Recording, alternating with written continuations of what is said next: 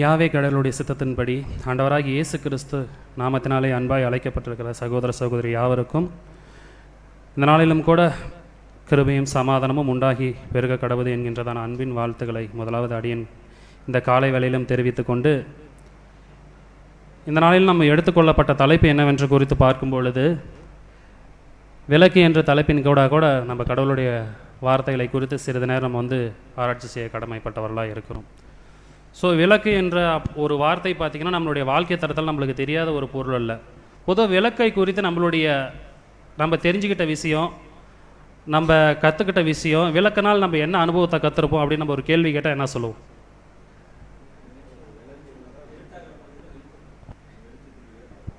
வெளிச்சத்துக்கு முக்கியமான ஒரு இதுதான் விளக்கு அப்படின்னு. வேறு ஏதாவது இருக்குதுங்களா விளக்கை பற்றி பார்க்கும் பொழுது? ஏன்னா இந்த ஆதார வசனத்தை நம்ம படிக்கலாம் மீண்டுமாக. விளக்கை கொளுத்தி மரக்காலால் மூடி வைக்காமல் விளக்கு தண்டின் மேல் வைப்பார்கள், அப்பொழுது அது வீட்டிலுள்ள யாவருக்கும் வெளிச்சம் கொடுக்கும். இயேசு கிறிஸ்து பேசுகிறப்ப இந்த வார்த்தை எப்பொழுது பேசினார் அப்படின்னு நம்ம கேட்டால் என்ன சொல்லுவோம்? ஈஸியாக சொல்லலாம். ஆண்டவராக இயேசு கிறிஸ்து இந்த வார்த்தை எப்பொழுது பேசினார்? மன்னிக்கவும், மத்தேயு 5ஆம் அதிகாரனாவே ஆட்டோமேட்டிக்காக பொதுவாக எல்லாமே தெரிகிறது. என்னன்னு கேட்டிங்கன்னா, மலை பிரசங்கம் ஸ்டார்டிங், மலை பிரசங்கம் அப்போஸ்தலர் 5, 6, 7 மூணுமே மலை பிரசங்கத்தினுடைய தன்மைகளை தான் குறித்து பார்க்குறோம். இயேசு கிறிஸ்து இந்த வார்த்தை பயன்படுத்தும் பொழுது இந்த இடத்துல தான் பயன்படுத்தினாரா அப்படின்னு கேட்டிங்கன்னா கிடையாது. அது தகுந்த சூழ்நிலை வரப்போ, அது மற்றவங்களுக்கு எடுத்துக்காட்டாக வரப்போ அந்த இடத்துல என்ன பண்ணுறாருன்னு கேட்டிங்கன்னா இந்த வார்த்தையை பயன்படுத்துகிறாரு அப்படின்னு நம்ம குறித்து நம்ம பார்க்குறோம். இப்போ முதலாவது இந்த ஆதார வசனத்துலேருந்து நம்ம தொடங்குறதுக்கு முன்பதாக விளக்கை குறித்து ஒரு சின்னதான ஒரு உலக காரியங்கள் என்ன அது ஒரு விளக்கம் கொடுக்குறாங்க அப்படின்னு நம்ம குறித்து பார்க்கலாம். பொதுவாக விளக்கு என்பது எதுக்கு அப்படின்னு பார்த்தீங்கன்னா வெளிச்சம் தரக்கூடியது நம்ம பார்க்குறோம். எது வெளிச்சம் எப்போ தேவை? இருட்டுக்கு தான் தேவை வெளிச்சம் அப்படின்னு நம்ம குறித்து நம்ம பார்க்குறோம். ஸோ அது மாத்திரமல்லாதபடிக்கு இந்துக்குள்ள விளக்கு அப்படின்ற ஒரு விஷயத்தை குறித்து பார்க்கும்பொழுது அவங்களுக்கு எப்படின்னு கேட்டிங்கன்னா அது ஒரு புனிதமாக கருதுவாங்க. விளக்கு அப்படின்ற பார்த்தீங்கன்னா ஒரு புனிதமாக கருவாங்க. அது வீட்டுக்கு பார்த்தீங்கன்னா ஒரு ஆசீர்வாதத்தையும் செழிப்பையும் தரக்கூடியதாக காணப்படுகிறது அப்படின்னு நம்ம குறித்து நம்ம பார்க்குறோம். உதாரணத்துக்கு இப்போ ஒரு வீட்டில் இருக்கிறாங்கன்னு வச்சுக்கோ, எங்கள் வீட்டில் விளக்கு ஏற்றுறதுக்கு ஒருத்தர் வரணும் அப்படின்னு சொல்லுவாங்க. யார் சொல்லுவாங்க? ஒரு பொண்ணை கேட்பாங்க, எங்கள் வீட்டுக்கு விளக்கு ஏற்றுறதுக்கு ஒரு பெண்ணு வேணும் அப்படின்னு சொல்லுவாங்க. அப்போ அது மிகப்பெரியதான வீட்டுக்கு ஒரு ஆசீர்வாதத்தை தரக்கூடியதாக காணப்படுகிறது அப்படின்னு நம்ம குறித்து நம்ம பார்க்குறோம். ஸோ விளக்குன்றது மாத்திரம் கிடையாது. அப்போதைக்கு பொதுவாக எரியக்கூடிய எந்த ஒரு பொருளாக இருந்தாலுமே அது எப்படி நோக்கி எரியும்? மேலே நோக்கி தான் எரியும், கீழே நோக்கி எரியும். அது நீங்கள் தலைகளை தான் கமுத்தி வச்சாலும் சரி, நிமித்தி வச்சாலும் எப்படி வச்சாலுமே அது மேல் நோக்கி தான் எரியக்கூடியதாக காணப்படுகிறது அப்படின்னு நம்ம குறித்து நம்ம பார்க்குறோம். ஸோ அது மாத்திரமல்லாதபடிக்கு உலகத்தில் எந்த ஒரு விஷயத்தை தொடங்கினாலுமே விளக்கு ஸ்டார்ட் பண்ணி தான் விஷயத்தை தொடங்குவாங்க. ஸோ ஒரு விஷயத்துக்கு துவக்கமே பார்த்தீங்கன்னா விளக்கு அப்படின்ற ஒரு விஷயத்தை நம்ம குறித்து நம்ம பார்க்குறோம். ஸோ அது மாத்திரமல்லாதபடிக்கு விளக்கு என்பது குறித்து பார்க்கும்பொழுது அது ஒரு ஜெகஜோதியாக இருக்குது, அது ஒரு அழகு, அது ஒரு அழகான தன்மையுடையதாய் காணப்படுகிறது அப்படின்ற ஒரு விஷயத்தை நம்ம குறித்து பார்க்குறோம். ஸோ இவைகளெல்லாம் பார்த்தாலுமே விளக்குன்ற ஒரு வார்த்தை நம்மளுடைய பைபிளுக்கு ஒப்பீடாக பார்க்கும்பொழுது அது என்ன அப்படின்னு பார்த்தீங்கன்னா, விளக்கு என்பது பார்த்தீங்கன்னா அது ஒரு பொருள், பாத்திரம். நம்மளுடைய வேத இதில் பார்த்தீங்கன்னா அது ஒரு பொருள், பாத்திரம் அப்படின்னு நம்ம குறித்து நம்ம பார்க்குறோம். ஸோ இது வேத வசனத்தில் குறிப்பாக ஆண்டவராக இயேசு கிறிஸ்து பேசிட்டா அதாவது இந்த வசனத்தை எதெல்லாம் ஒப்பிடுறாக வரான்னு பார்த்தீங்கன்னா யோவான் சுவிசேஷத்தில் மாத்திரம் கொடுக்கப்படலை, மற்ற 3 சுவிசேஷத்துலையும் பார்த்தீங்கன்னா இந்த வார்த்தை கொடுக்கப்படுகிறது நம்ம பார்க்குறோம். ஸோ ஆண்டவராக இயேசு கிறிஸ்து இந்த வார்த்தை எதுக்கு பேசிட்டாரு அப்படின்ற ஒரு விஷயத்தை நம்ம பார்க்கறதுக்கு முன்பதாக இது முதலாவது பார்க்கும்பொழுது இந்த ஆண்டவராக இயேசு கிறிஸ்து இந்த சொன்ன காரியங்கள் பார்த்தீங்கன்னா இது ஊமையின் ஒரு விஷயத்தை சொல்லப்படுகிறாங்க நம்ம பார்க்குறோம்.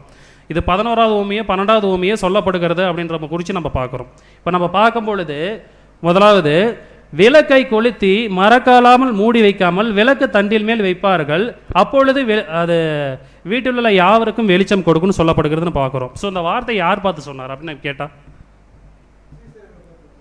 சீஷர்களை பார்த்து தான் கேட்டாருங்க அப்படின்னு நம்ம குறித்து பார்க்குறோம். ஸோ இதை நம்ம பார்க்கறதுக்கு முன்பதாக அடுத்தது நம்ம என்ன பார்க்குறோம் அப்படின்னு கேட்டிங்கன்னா, இதுக்கு முன்பதாக ஆண்டவராக இயேசு கிறிஸ்து சீஷர்கள் எப்படி இருக்க வேண்டிய தன்மைகளை குறித்து நம்ம பார்க்குறோம். 9 தன்மைகளை குறித்து நம்ம பார்க்குறோம். ஸோ அதுதான் நம்ம அடுத்த ஸ்லைடை தள்ளுவோம். இதை நம்ம ஒன்றும் படிக்க தேவையில்லை. இதை நம்ம பார்த்தீங்கன்னா 9 தன்மைகள் ஆண்டவராக இயேசு கிறிஸ்து சொல்லிட்ட 9 தன்மைகள். இதுக்கு சீஷராக இருக்கிறவங்களுக்கு தகுதியே இருக்க வேண்டிய இந்த 9 தன்மைகள். என்னது? ஆவியில் எளிமையுள்ளவர்கள் தொடங்கி என் நிமித்தம் உங்களை நிந்தித்து துன்பப்படுத்தி பலவித தீமைகளை பொய்யாய் சொல்வார்களானால் நீங்கள் பாக்கியவான்களாக இருப்பீர்கள் அப்படின்னு சொல்றாரு. இதில் கண்டிப்பாக நம்ம செய்ய வேண்டியது 5. நம்ம அனுபவிக்க வேண்டியது 3. ஸோ அதான் நம்ம அந்த ஆரஞ்சில் பார்க்குறோம். அப்போ சீஷர்களை இது ஏன் சொல்கிறான்னு பார்த்தீங்கன்னா, விளக்காக எரியறவங்க இந்த தன்மையுடையவர்களாக இருக்கணும், இந்த தன்மையுடையவர்களாக அனுபவிக்கணும் அப்படின்ற ஒரு விஷயத்தை தான் உதாரணமாக அங்கே எடுத்துக்காட்டுகிறாரு நம்ம குறித்து நம்ம பார்க்குறோம். ஸோ அது மாத்திரமல்லாத படிக்கு நீங்கள் உலகத்துக்கு வெளிச்சமாக இருப்பீர்கள் அப்படின்னு சொல்கிறதுக்கு முன்பதாக அங்கே உலகத்துக்கு வேற ஒரு விஷயத்தை இங்கே கம்பேர் பண்ணுறாரு நம்ம குறித்து நம்ம பார்க்குறோம். அதை நம்ம படிக்கும் பொழுது அப்படியே அடுத்த ஸ்லைடு தள்ளுவோம். மத்தேயு 5:13 படிக்கலாம். நீங்கள் பூமிக்கு உப்பாய் இருக்கிறீர்கள். உப்பானது சாரமற்று போனால் எதினால் சாரமாக்கப்படும்? வெளியே கொட்டப்படுவதற்கும் மனுஷரால் மிதிக்கப்படுவதற்குமே ஒழிய வேறொன்றுக்கும் உதவாது. அப்ப சீஷர்களை பார்த்து நீங்கள் உப்பாய் இருக்கிறீர்கள் அப்படின்னு ஒரு விஷயத்த சொல்றாரு. உப்பு எப்படின்னு கேட்டீங்கன்னா, சாரமற்று போனால் அது எதனால ஆகும் அப்படின்னு கேட்குறாரு. ஒன்று சொல்றாரு, ஒன்று வெளியிலே கொட்டப்படுவாங்க, இன்னொன்று மனுஷரால் மிதிக்கப்படுவார்கள் அப்படின்னு நம்ம குறித்து நம்ம பார்க்குறோம். ஸோ அந்த உப்பை கொடுத்து நம்மளுடைய கருத்துக்கள் நம்ம கேட்டால் என்ன சொல்லுவோம்? உப்பு என்ன உப்பு? ஏன்னா ஒவ்வொருத்தரும் சொல்கிறாங்க உப்பு கெட்டு போகக்கூடியது, அது கெட்டு போகிறத தடுக்கக்கூடியது அப்படின்னு எல்லாம் ஒவ்வொரு ஆங்கிலம் சொல்கிறாங்க நம்ம குறித்து பார்க்குறோம். ஸோ உப்பு குறித்து வந்து ஆண்டவராக இயேசு கிறிஸ்து என்ன மைண்டில் சொல்லியிருந்தாருன்னு கேட்டால் நம்ம என்ன சொல்லுவோம்?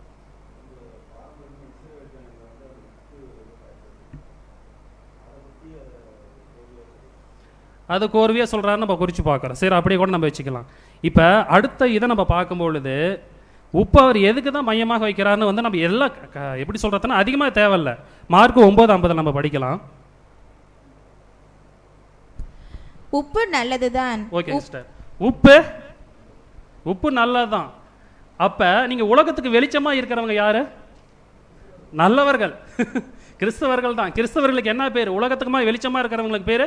ஏன்னா இதுக்கு முன்பதாக எடுத்து காட்டுறாரு. ஆவியில் எளிமையுள்ளவர்கள் வந்து ஸ்டார்டிங்கை தொடங்கி உப்பு குறிச்சிருப்பாங்க. உப்பு எப்படின்னு கேட்டிங்கன்னா நல்லது. அப்போ நல்லவர்கள் அப்படின்னு வேதத்தை நம்மளுக்கு ஐடி ப்ரூஃப் ஆகும்பொழுது அவங்க எப்படிப்பட்டவர்களாக ஜனங்களிடம் நடப்பாங்க? கெட்டதான் நடக்க மாட்டாங்க. உதாரணத்துக்கு சொல்லும் பொழுதுனா, ரட்சிப்புக்கு உண்டான தன்மை மாத்திரம்தான் இருக்கும், அழிவுக்கு உண்டான தன்மை அவர்களுடைய காணப்படாது அப்படின்னு சொல்றாரு. இப்போ பார்க்குறோம் உப்பு நல்லதுதான்.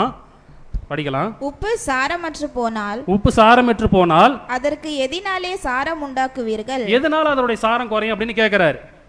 உங்களுக்குள்ளே உப்புடையவர்களாய் இருங்கள், ஒருவரோடு ஒருவர் சமாதானம் உள்ளவர்களாயும் இருங்கள் என்றார். இப்போ உப்புக்கு அடுத்த ஒரு டெபினிஷன் நம்ம குறித்து பார்க்கும் பொழுது உப்பு எதுன்னு கேட்டீங்கன்னா, சமாதானத்தை நீங்க வந்து ஒரு மையமாக வச்சு கருதணும் வரணும் அப்படின்னு சொல்லப்படுகிறது நம்ம குறித்து நம்ம பார்க்குறோம்.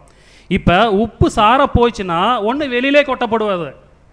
அப்போ கிறிஸ்தவுடையவர்கள் சாரம் போகுது அப்படின்னு சொன்னால் நம்ம என்ன பண்ணுறோம்னு கேட்டிங்கன்னா, சத்தியத்தை விட்டு வெளியே போனால் ஆட்டோமேட்டிக்காக நம்மளுடைய சாரம் போயிடும். ரெண்டாவது, மனுஷரால் மிதிக்கப்படுவதுன்னு சொன்னால் மனுஷருக்கு பிரியமாய் நடக்கிறது.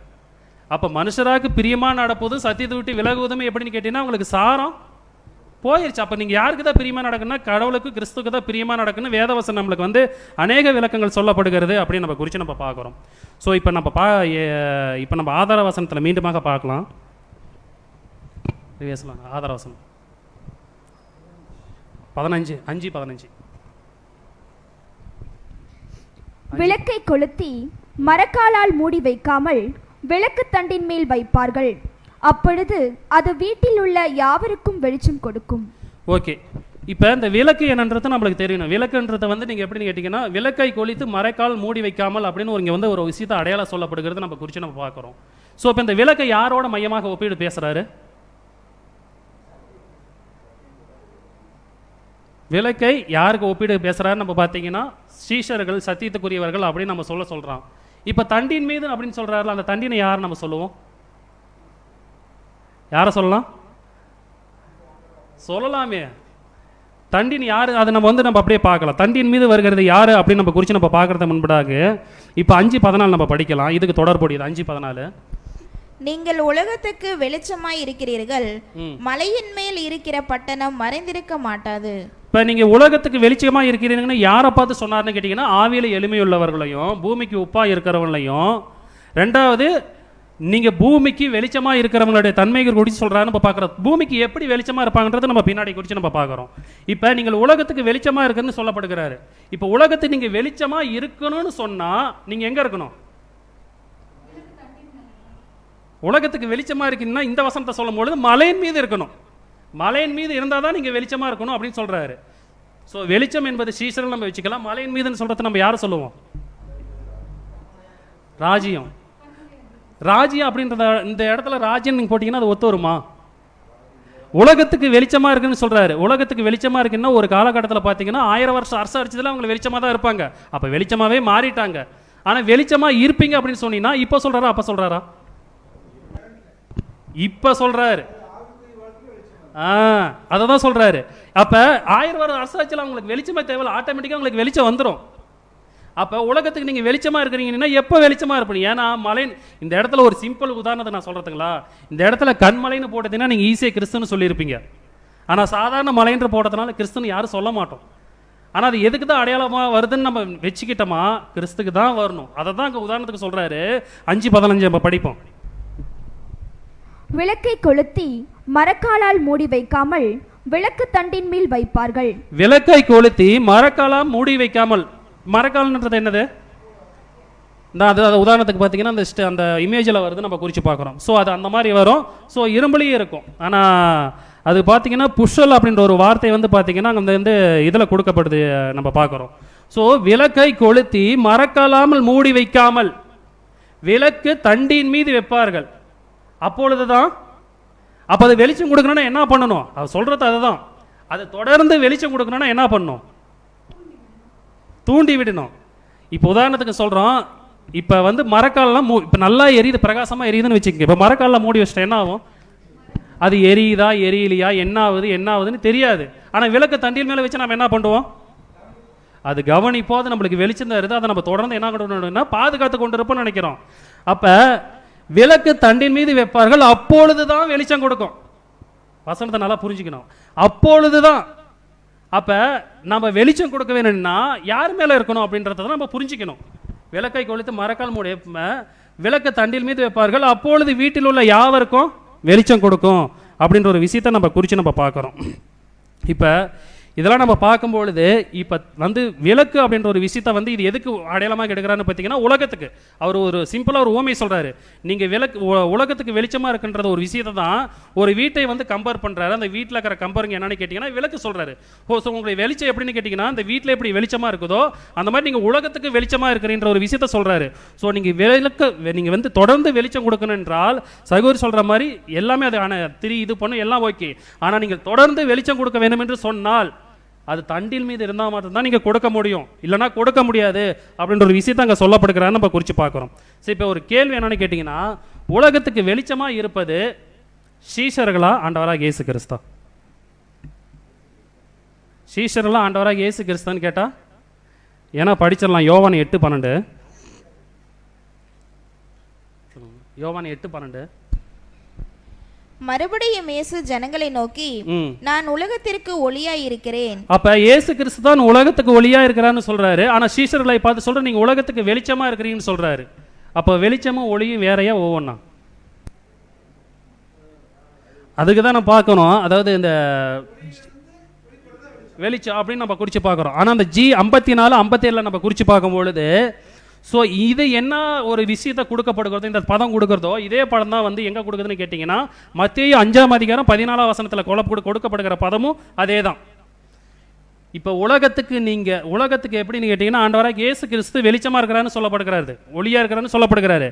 அப்போ இதே பதம் தான் பார்த்தீங்கன்னா அங்கேயே கொடுக்குறது. அப்போ நீங்கள் உலகத்துக்கு அவர்களையும் குறித்து பார்க்கும் பொழுது ஒளியாக இருக்கிறீங்கன்ற அந்த பதம் தான் இந்த பதம் தான் அதுக்கும் கொடுக்கப்படுகிறது அப்படின்ற ஒரு விஷயத்தை நம்ம குறித்து நம்ம பார்க்குறோம். ஸோ இப்போ கேள்வி என்னன்னு கேட்டிங்கன்னா ஆண்டவராக இயேசு கிறிஸ்து உலகத்துக்கு ஒளியாக இருக்கிறாரா சீஷர்கள் இருக்கிறார்களா அப்படின்ற ஒரு கேள்வியை நம்ம பார்க்கறதுக்கு முன்பதாக அடுத்த வசனத்தை நம்ம படிச்சிடலாம். 1 யோவான் 1:5. தேவன் ஒளியாயிருக்கிறார், அவரில் எவ்வளவேனும் இருள் இல்லை. இது நாங்கள் அவரிடத்தில் கேட்டு உங்களுக்கு அறிவிக்கிற விசேஷமா இருக்கிறது. அப்ப தேவன் எப்படிப்பட்டவராக இருக்கிறான்னு கேட்டீங்கன்னா ஒளியா இருக்கிறார் அப்படின்னு வேதவசனம் நமக்கு சொல்லப்படுகிறதுன்னு பார்க்குறோம். தேவன் ஒளியா தான் இருக்கிறாரா அப்படின்னு நம்ம கேட்டா தேவன் ஒளியா இருக்கிறாரா அப்படின்னு ஒரு கேள்வி கேட்டால் நம்ம என்ன சொல்லுவோம்? ஒளியாதாவே தான் இருக்கிறாரா அப்படின்னு கேட்டால் நம்ம என்ன சொல்லுவோம்? ஆவியாயும் ஜீவனமாக இருக்கிறாருன்னு நம்ம குறித்து நம்ம பார்க்குறோம். சங்கீதம் 104:2 மட்டும் வாசிங்க. இதில் இல்லை. சங்கீதம் 104:2.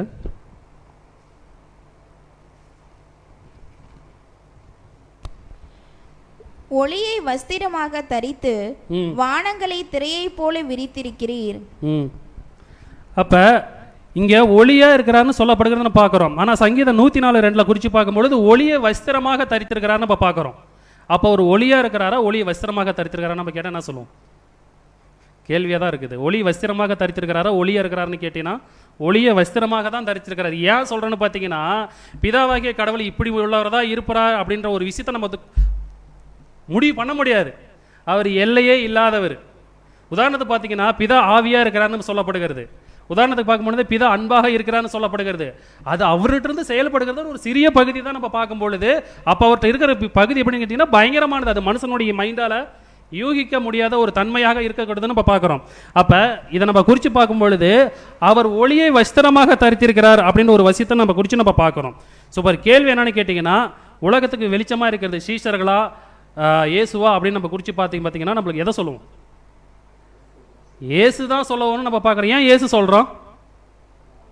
ஏன்னா தீர்க்க தரிசனமே பழைய ஏற்பாட்டிலேருந்து பார்த்தீங்கன்னா இருளில் இருக்கும் ஜனங்கள் பெரிய வெளிச்சத்தை கண்டார்கள்னு பார்த்தீங்கன்னா ஆண்டவராக இயேசு கிறிஸ்து வந்து நிறைய வசனத்தை வரை குறித்து ஒப்பிடாகன்னு நம்ம பார்க்குறோம். அப்போ இயேசு கிறிஸ்து மேலே இருக்கிறவர்கள் என்ன பண்ணிக்குதுன்னா அந்த பிரகாசம் அடிக்குது. அந்த பிரகாசம் தான் அவங்களுக்கு வெளிச்சமாக. ஏன்னா நம்ம வெளிச்சமாக இருக்குது நம்ம பார்க்குறோம். ஆனால் நிறைய இடத்துல பார்த்தீங்கன்னா ஒளியின் பிள்ளைகள்லாம் நிறைய இடத்துல வசனம் வரும். ஞாபகம் வச்சுருக்கிறீங்களா? அதாவது பிரபஞ்சத்தின் பிள்ளைகளை பார்க்கணும், ஒளி பிள்ளைகள் தங்களை மன்னிக்கும் அந்த வசனம் வரும். அந்த அப்படின்ட்டு வரும் பார்க்குறோம். அப்போ ஒளியின் பிள்ளைங்க என்ன கேட்டிங்கன்னா, அந்த ஒளி அவர்கள் மேலே பிரகாசித்தது, அவர்கள் அந்த பிரகாசத்தை கொடுத்தார்கள் அப்படின்ற ஒரு விஷயத்தை நம்ம குறித்து நம்ம பார்க்குறோம். இப்போ இன்னொன்று குறித்து பார்க்கும்பொழுது அந்த மலையை குறித்து நம்ம பார்க்கலாம். மத்தேயு 13:14. மத்தேயு 13:14.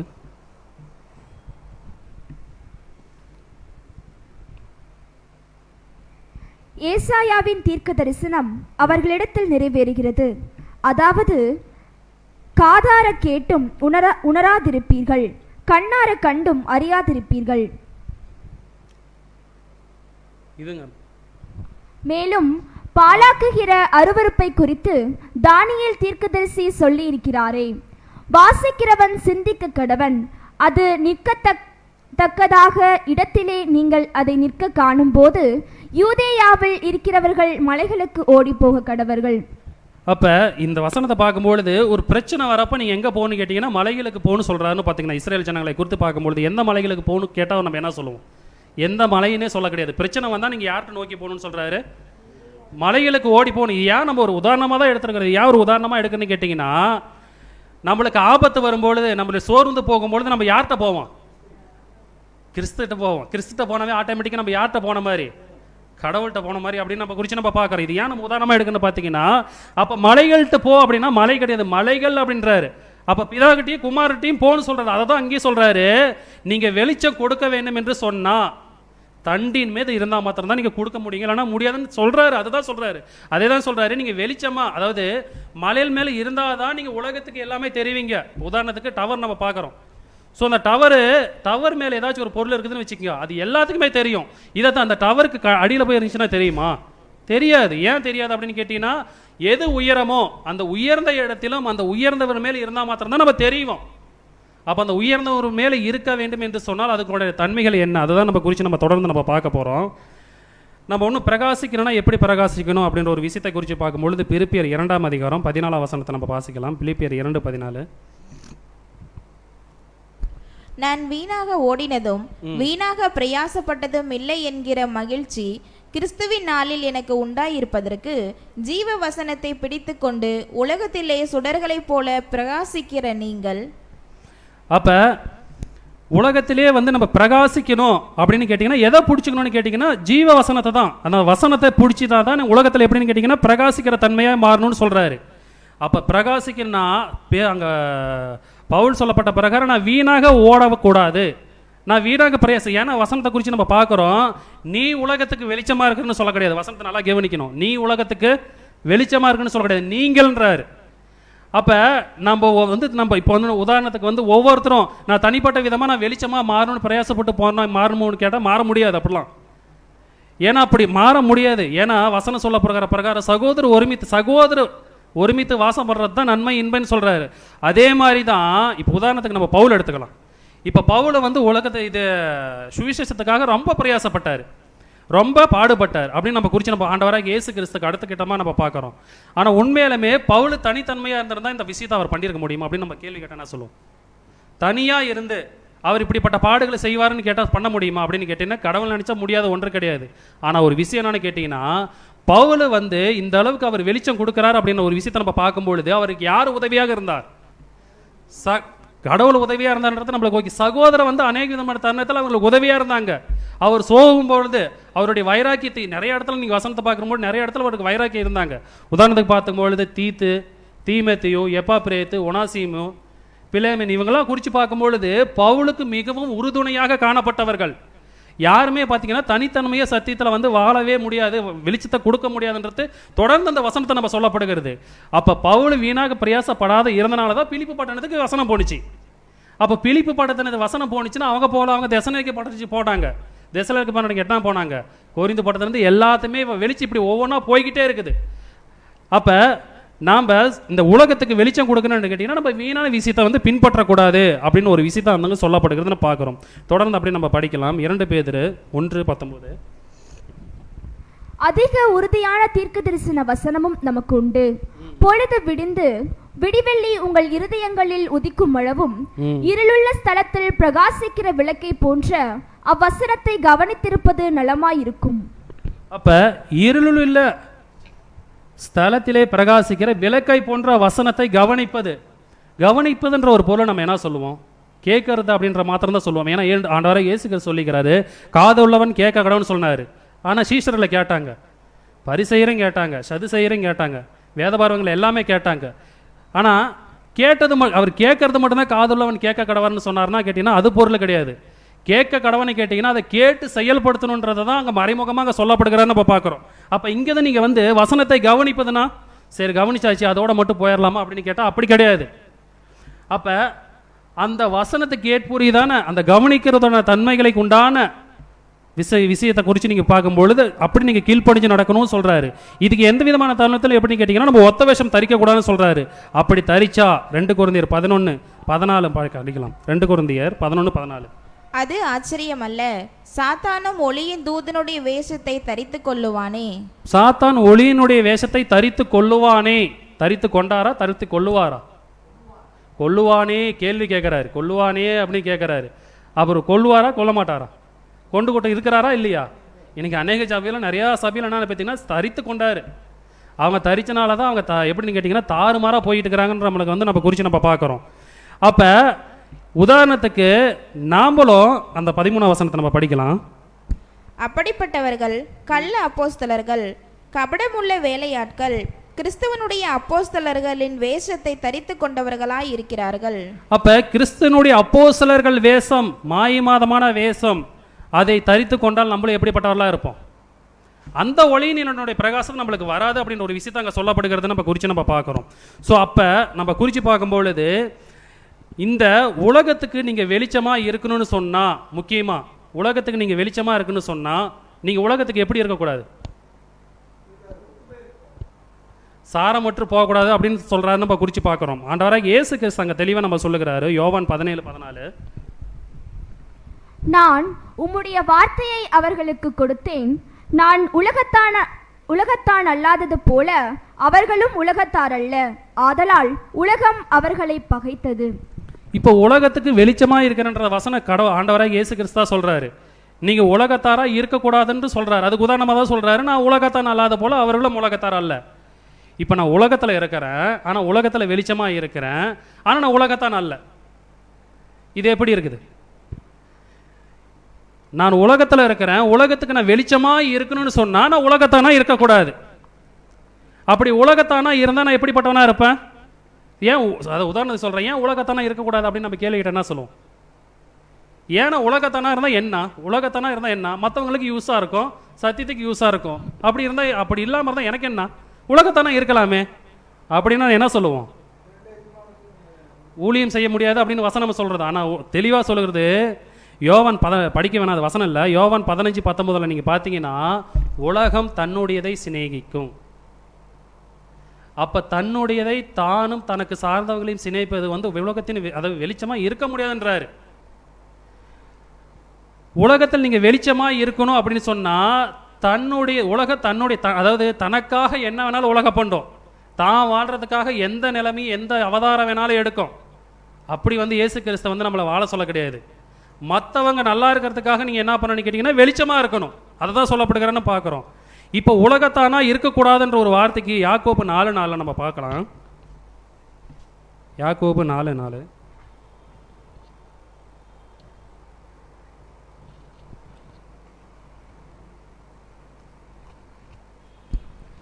விபசாரரே விபசாரிகளே, உலக சிநேகம் தேவனுக்கு விரோதமான பகை என்று அறியீர்களா? ஆகையால் உலகத்துக்கு சிநேகிதனாய் இருக்க விரும்புகிறவன் தேவனுக்கு பகைஞனாகிறான். அப்ப முதல்ல அந்த 2 வார்த்தைகள் நம்ம படிக்கிறதுக்கே நம்மளுக்கு வராது. உலக சிநேகிதம் கடவுளுக்கு பகை என்று நம்ம குறித்து நம்ம பார்க்குறோம். அப்போ உலகத்துக்கு சிநேகிதனா இருக்கு. இப்போ பொதுவாக நம்ம எடுத்துக்கலாம், அந்த உலகத்தில் நம்ம யாரை சிநேகிப்போம் அப்படின்னு நம்ம கேட்டால் என்ன சொல்லுவோம்? உலகத்தில் நம்ம யாரை சிநேகிப்போம், யாரை சிநேகிப்போம்?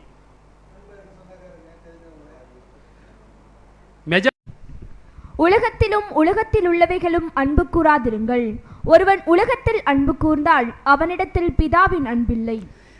உலக சிநேகம் பகையினப்பு குறித்து நம்ம பார்க்குறோம். கடவுளுக்கு உலகத்தில் உள்ளவைகளும் அன்பு கூறாதீங்கன்னு நம்ம குறித்து பார்க்குறோம். ஃபஸ்ட்டு உலக சிநேகம் என்ன அப்படின்னு நம்ம தெரிஞ்சுக்கணும். ரெண்டாவது உலகத்தில் உள்ளவைகளும் அன்பு கூறாதீங்கன்னா 2 விஷயம் சொல்லுது.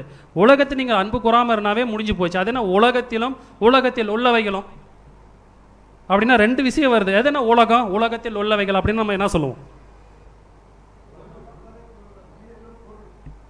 மனிதர்களையும் பொருள் அப்படின்னு நம்ம குறித்து பார்க்குறோம். ஓகே, கடவுள் சகோதரர் சொன்னது கரெக்டு தான் அப்படின்னு நம்ம குறித்து பார்க்குறோம். இப்போ உதாரணத்துக்கு எடுக்கலாம். இப்போ நம்ம வீட்டில் இருக்கிறோம். நம்ம வீட்டில் ஒரு பையன் இருக்கிறான்னு வச்சுக்கோ, ஒரு தகப்பனுக்கு ஒரு பையன் இருக்கிறான்னு வச்சுக்கோ. அந்த தகப்பை வந்து பார்த்தீங்கன்னா பையனுக்கு ரொம்ப பிரியமாக செய்கிறாரு. அப்போ எப்போ பார்த்தாலுமே அந்த பையன் கேட்குறது எல்லாமே செய்கிறான்னு கேட்டிங்கன்னா அந்த பையனுக்கு அந்த தகப்பனை என்ன வராரு? எனக்கு எல்லாமே எங்கள் தகப்பன் தான், என் உலகமே யார்? இன்னைக்கு உலகத்தில் சொல்கிறாங்களே, இந்த வார்த்தை சொல்கிறாங்களே, என் உலகமே யார்? என் பையன் தான், எங்கள் அப்பா தான். உலகத்திலேயே நிறைய பேர் சொல்லுவாங்க என் நண்பர் தான், எனக்கு எல்லாமே நண்பர் தான். அப்போ இதெல்லாம் என்ன தன்மையில் கொண்டு போக சேவுது? உலக காரியத்தை குறித்து பார்க்கும்போது இதெல்லாம் என்ன தன்மையில் கொண்டு போகுது? உலகத்தில் உள்ளவைகளும் அப்படின்னா உலகத்தில்னு பார்த்தீங்கன்னா மனுஷீக சம்மந்தப்பட்டதான அந்த அன்பையும் சொல்றாரு. உலகத்தில் உள்ளவைகள்னா உலகத்தில் சார்ந்த பொருள் மீது அன்பு. உதாரணத்துக்கு நம்ம யூடியூப் இதெல்லாம் குறித்து பார்த்தீங்கன்னா தேவையில்லாத எதாவது பொம்மையெல்லாம் கூட மேக்சிமம் பார்த்தீங்கன்னா கல்யாணம் பண்ணிக்கிறாங்க. உதாரணத்துக்கு சொல்கிறோம், பொம்மை, கட்லு, சேரு, இதெல்லாம் அன்பா? உயிரே இல்லாத பொருள் மேலே அன்பு கூறுறாங்களே. அப்போ மனசு எதுக்கு? இப்படிப்பட்ட ஒரு தன்மை இருந்துச்சுன்னா இது என்ன அன்பு? ஏன்னா உலக அன்பு இப்படி தான் இருக்கும், அதை சார்ந்த அன்பு அப்படிதான் இருக்குன்னு நம்ம குறித்து நம்ம பார்க்குறோம். ஸோ அதை தான் நம்ம பார்க்கும்பொழுது லூக்கா 16:26 சொல்லுகிறாரு, யாதொருவன் என்னிடத்தில் வந்து தன் தகப்பனையும் தாயையும் மனைவியையும் பிள்ளைகளையும் சகோதரரையும் சகோதரிகளையும் தன் ஜீவனையும் வெறுக்காவிட்டால் எனக்கு சீஷனாய் இருக்க மாட்டான். இப்போ இந்த தன்மையெல்லாம் குறித்து பார்க்குறீங்க. யார் சொல்றாரு? தன் தகப்பன் 1, தன் தாய் 2, மனைவி 3, பிள்ளைகள் 4, சகோதரர் 5, சகோதரர் 6, அடுத்தது 6ஓட சேர்த்து 7. கடவுளுடைய 7 குணமும் உனக்கு வேணுமணினா அந்த 7யுமே நீ வெறுக்கணும்னு தான் சொல்றாரு. ஸோ இவங்களாம் எந்த லிஸ்ட்ல வராங்க? இவங்களாம் எந்த லிஸ்ட்ல வராங்கன்னா அதுக்கு ஆண்டவராக இயேசு கிறிஸ்துனா உன் வீட்டாரே, இவங்க எல்லாமே குடும்பத்தை சார்ந்தவர்கள் தான் வராங்க நம்ம பார்க்குறோம். அப்போ உலக சிநேகம் பகைன்னு சொன்னா நம்ம என்ன சொல்லுவோம்? இது ஏன் இந்த வசனம் ஆண்டவராக இயேசு கிறிஸ்து சொல்றான்னு கேட்டீங்கன்னா, குடும்பத்துக்காக சத்தியத்தை விட்டு விலகி போனவங்க ஏகப்பட்ட பேர் இந்த நாளில் நம்ம பார்த்துருக்கோம். நானே நிறைய கேள்விப்பட்டிருக்கிறேன். அப்போ ஏன் அப்படின்னு கேட்டிங்கன்னா, குடும்பத்தை பிரியப்படுத்தி கடவுளை பிரியப்படுத்துறதுக்கு நிறைய பேர் என்ன பண்ணுறான்னு கேட்டிங்கன்னா மறந்துடுறாங்க. ஸோ அதை தான் சொல்கிறாரு, யாதொருவன் என்னிடத்தில் வந்து தகப்பனையாவது யாராக இருந்தாலும் சரி அவருடைய ஆசை முதல் கொண்டு வெறுத்தா மாத்திரம்தான் அவர் உலகத்துக்கு வெளிச்சமாக இருப்பார்ன்ற ஒரு விஷயத்தாங்க சொல்லப்படுகிறான்னு பார்க்குறோம். ஸோ இப்போ உலகத்துக்கு நீங்கள் வெளிச்சமாக இருக்கின்ற இன்னொரு தன்மை குறித்து நம்ம பார்க்கும்பொழுது மத்திய 5:16 படிக்கலாம். இவ்விதமாய் மனுஷர் உங்கள் நற்கிரைகளை கண்டு பரலோகத்தில் இருக்கிற உங்கள் பிதாவை மகிமைப்படுத்தும்படி உங்கள் வெளிச்சம் அவர்கள் முன்பாக பிரகாசிக்க கடவது. ஸோ அங்கே சொன்னார் மத்திய 5:14 சொல்லி பார்க்கும்பொழுது உங்கள் வெளிச்சம் அவர்களுக்கு முன்பு பிரகாசிக்க கடவுன்னு சொன்னார். நம்ம குடிச்சு நம்ம உங்கள் வெளிச்சம் உலகத்துக்கு வெளிச்சமாக இருக்குன்னு சொல்கிறாரு. அந்த வெளிச்சத்தை தான் இங்கே கொண்டு வந்து சொல்கிறாரு. 5:16 சொல்கிறாரு, நீங்கள் எப்படிப்பட்ட வெளிச்சமாக இருக்கணும்? இது வெளிச்சம் இல்லை, நீங்கள் டிரான்ஸ்லேஷன் போட்டிங்கன்னா இது உங்களுடைய விளக்குன்னு தான் வரும் வசனம் அப்படின்னு நம்ம குறித்து பார்க்குறோம். அப்போ இவ்விதமாய் மனுஷர் உங்கள் நற்கிரிகளை கண்டு பரலோகத்தில் இருக்கிற உங்கள் பிதாவை மகிமைப்படுத்தும்படி உங்கள் வெளிச்சம் அல்லது உங்கள் விளக்கு அவர்களுக்கு முன்பு பிரகாசி கடவுது அப்படின்னு நம்ம குறித்து நம்ம பார்க்குறோம். ஸோ இப்போ நம்ம கடவுளை மகிமைப்படுத்தணும். இப்போ கடவுளை மகிமைப்படுத்தினா மகிமைப்படுத்தினா நம்ம என்ன பண்ணுவோம்? மகிமைப்படுத்துகிறதுனால நம்மளுக்கு என்ன பலன் அப்படின்னு நம்ம கேட்டால் என்ன சொல்லுவோம்? இப்போ நற்கிரிகளை செய்து கடவுளை நம்ம மகிமைப்படுத்தணும்னு வச்சுக்கோ. இப்போ கடவுளை மகிமைப்படுத்தணும்னா நம்ம என்ன பண்ணணும்? மகிமைப்படுத்துறதுனால எனக்கு என்ன பலன் அப்படின்னு நம்ம குறித்து பார்க்கும்பொழுது யோவான் 15:8 நம்ம முதலாவது படிப்போம். யோவான் 8:15. நீங்கள் மிகுந்த கனிகளை கொடுப்பதினால் என் பிதா மகிமைப்படுவார், எனக்கும் சீஷராய் இருப்பீர்கள். அப்ப இவ்விதமாய் நற்கிரிகளை நீங்க உலகத்திற்கு பிரகாசிக்க வேணும்னு சொல்றாரு. அங்க அந்த அந்த விஷயத்தை தான் இதோட ஒப்பிடுகிறாரு. நீங்க அவர் ஏன்னு கேட்டீங்கன்னா, கடவுளை நீங்கள் மிகுந்த கனிகளை கொடுப்பதினால் என் பிதா மகிமைப்படுவார், பிதா மகிமைப்படுவார். அதோட மாத்திரம் நிறுத்தாத படிக்கு எனக்கும் சீஷரா இருப்பீர்கள் அப்படின்னு சொல்லப்படுகிறது நம்ம பார்க்கிறோம். அப்ப நம்ம நட்கினுடைய வெளிச்சத்தை காட்டினாதான் சீஷர்னு சொல்றதுக்கு ரூல்ஸே இருக்குது நம்ம குறித்து நம்ம பார்க்கிறோம். அப்ப அந்த நற்கிரிகள் நம்மகிட்ட காணப்படலைன்னா நாமளும் சீஷர் தான், நாமளும் கிறிஸ்தவன் நம்ம வேணா சொல்லிட்டு போகலாம். அவர் ஏத்துக்குவாரா அப்படின்னு கேட்டால் ஏற்றுக்க மாட்டார். அப்போ நற்கிரிகள் நம்ம செய்யணும். ஸோ எப்படிப்பட்ட நற்கிரிகளை செய்யணும் அப்படின்ற ஒரு விஷயத்தை நம்ம பார்க்கும்பொழுது தொடர்ந்து நம்ம அப்படியே படிக்கலாம். அதிலே 5 படிக்கலாம். நானே திராட்சை செடி, நீங்கள் கொடிகள். ஒருவன் என்னிலும் நான் அவனிலும் நிலைத்திருந்தால் அவன் மிகுந்த கனிகளை கொடுப்பான். என்னை இல்லாமல் உங்களால் ஒன்றும் செய்யக்கூடாது. அப்ப நீங்க கனிகளை கொடுக்க வேண்டும் என்றால் இந்த வசனம் எதுக்கூட நீங்க ஒப்பிடும் பார்க்கணும். தண்டில் மேல் இருக்கப்பட்ட விளக்க நீங்க பார்க்கணும், அங்கேயும் பார்க்கணும், மலையில் மேல இருக்கிற பட்டணத்தை பார்க்கணும். அங்கதான் சொல்லப்படுகிறாரு, நானே திராட்சை செடி. உதாரணத்துக்கு சொல்லப்படுறது நான் மரம், நீங்க கிளைகள். அவர் ஒருத்தர் என்னிலும் நான் அவரிலும் நிலைத்திருந்தால் அவர் மிகுந்த கனிகளை கொடுப்பார். அப்ப நிலைக்கலனா அப்ப அந்த தண்டில் மேல வச்சா மட்டும்தான் நீங்க விளக்க வெளிச்சம் வருன்றதை இந்த வசனத்தை நீங்க ஒப்பீடாக பார்க்கணும். இது ஏன்னா இது உதாரணமே தொடர்பு எல்லாமே ஒட்டுக்கா வருதுன்னு பார்க்குறோம். அப்ப நீங்க நற்கிரிகளை செய்ய வேண்டாம், நீங்க கனிகளை கொடுக்க வேண்டும் என்றால் உங்களுடைய வெளிச்சம் மற்றவர்களுக்கு பிரகாசிக்க வேண்டும் என்றால் நீங்க கிறிஸ்துவனுடைய தன்மைகளுக்குள்ளாக அடங்கி இருக்கணும், அவருக்கு மேலாக இருக்குன்னு சொல்றாரு. அப்ப நீங்க மிகுந்த கனிகளை கொடுப்ப, என்ன இல்லாமல் கிறிஸ்து அல்லாமல், அந்த மலையாகிய கிறிஸ்து அல்லாம உங்களால ஒண்ணுமே பண்ண முடியாது அப்படின்னு சொல்லப்படுகிறார். அதுல 4 படிக்கலாம். என்னில் நிலைத்திருங்கள், நானும் உங்களில் நிலைத்திருப்பேன். கொடியானது திராட்சை செடியில் நிலைத்திராவிட்டால் அது தானாய் கனி கொடுக்க கூடாது. அது தானாய் நீங்க தானால கொடுக்க முடியாது. நீங்களும் என்னில் நிலைத்திராவிட்டால் கனி கொடுக்க மாட்டீர்கள். அப்ப நீங்க அவரில் நிலைச்சிருக்கணும், அவர் மேல இருக்கணும், தண்டில் மேல இருக்கணும், மலையில் மேல இருக்கணும், திராட்சை செடி மேல இருக்கணும். நீங்க மணல் மேல இருக்கிறீங்களா இல்ல கண்மலை மேல இருக்கிறீங்களான்றது எல்லாமே உதாரணத்துக்கு நீங்க இந்த எல்லாமே தொடர்புடையதான வார்த்தை தான் அவர் சொல்லப்படுகிறான்னு நம்ம பார்க்கிறோம். நீங்க தானாலா கனி கொடுக்க மாட்டீங்க, நான் தானா போய் எல்லாமே செஞ்சிடலாம் அப்படின்னு சொன்னீங்கன்னா முடியாது. உலகத்துக்கு வெளிச்சமா இருக்கணும்னா ஒண்ணு, சகோதரோடு இணைந்து சகோதரோடு அந்த கடவுளுடைய தன்மைகளை குறித்து நம்ம பண்ணி கேட்டீங்கன்னா ஒற்றுமையாக செயல்படணும் ஒன்று. ரெண்டாவது, அப்படி ஒற்றுமையாக செயல்படும் பொழுது தான் நீங்கள் எப்படின்னு பார்த்தீங்கன்னா கடவுளை மகிமைப்படுத்துறதுக்கு தன்மைகள் அமையும். ஸோ கடவுளை நீங்கள் மகிமைப்படுத்தினாதான் இயேசு கிறிஸ்துக்கு சீஷர் என்ற தன்மைகள் அங்கே கொடுக்கப்படுது அப்படின்ற ஒரு விஷயத்தை நம்ம குறித்து நம்ம பார்க்கலாம். அதிலே 9 படிக்கலாம். 15:9. பிதா என்னில் அன்பாய் இருக்கிறது போல நானும் உங்களில் அன்பாய் இருக்கிறேன், என்னுடைய அன்பிலே நிலைத்திருங்கள். இதெல்லாம் எதுக்கு சொல்றாருன்னு பார்த்தீங்கன்னா, வெளிச்சம் சொல்றாரு, நற்கிரிகளை சொல்றாரு. அந்த வெளிச்சம் என்னன்றதை தான் இதை நம்ம தொடர்ந்து நம்ம பார்க்குறோம். அந்த நற்கிரிகளை குறித்து பார்க்கும்போது தான் நீங்கள் எப்படி இருக்குன்னு கேட்டிங்கன்னா, பிதா என்னில் அன்பாய் இருக்கிறது போல நானும் உங்களில் அன்பாய் இருக்கிறேன், என்னில் நிலைத்திருங்கன்னு சொல்றாரு. அது மாத்திரமல்லாத படிக்கு 10-15 நம்ம படிக்கலாம். அப்படியே, நான் என் பிதாவின் கற்பனைகளை கைக்கொண்டு அவருடைய அன்பிலே நிலைத்திருக்கிறது போல நீங்களும் என் கற்பனைகளை கைக்கொண்டிருந்தால் என்னுடைய அன்பிலே நிலைத்திருப்பீர்கள். அப்ப இங்க மெயினா சொல்லப்படுகிறது என்னன்னு கேட்டீங்கன்னா, அன்பு அன்பு அன்புன்ற ஒரு விஷயத்தை தான் நீங்க நற்கிரிகளை செய்யணும் அப்படின்ற ஒரு விஷயத்தை சொல்லப்படுகிறது. அப்படின்னு நம்ம குறித்து நம்ம பார்க்கலாம். அப்படி நம்ம தொடர்ந்து படிக்கலாம். 12-12-15.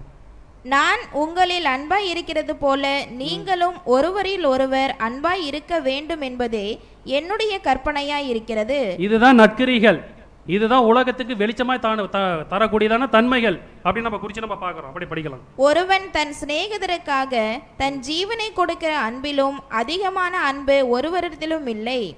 நான் உங்களுக்கு கற்பிக்கிற யாவையும் நீங்கள் செய்வீர்களானால் என் சிநேகிதராய் இருப்பீர்கள். இனி நான் உங்களை ஊழியக்காரர் என்று சொல்லுகிறதில்லை, ஊழியக்காரன் தன் எஜமான் செய்கிறதை அறிய மாட்டான். நான் உங்களை சிநேகிதர் என்கிறேன், ஏனெனில் என் பிதாவினிடத்தில் நான் கேள்விப்பட்ட எல்லாவற்றையும் உங்களுக்கு அறிவித்தேன். அப்போ சீஷரில் சொல்லுகிறாரு, சீஷர்கள் அன்பாக இருக்கிறார்கள். சீஷர்களை பார்த்து ஆண்டவராக இயேசு கிறிஸ்து சொல்கிறாரு, என் சிநேகிதர் அப்படின்னு சொல்லப்படுகிறாரு. நம்ம குறித்து பார்க்கணும், ஒருவர் தன் சிநேகிதருக்காக கொடுக்குற அன்பிலும் அதிகமான அன்பு ஒரு இடத்துல இல்லை அப்படின்னு நம்ம சொல்லப்படுகிறத நம்ம பார்க்குறோம்.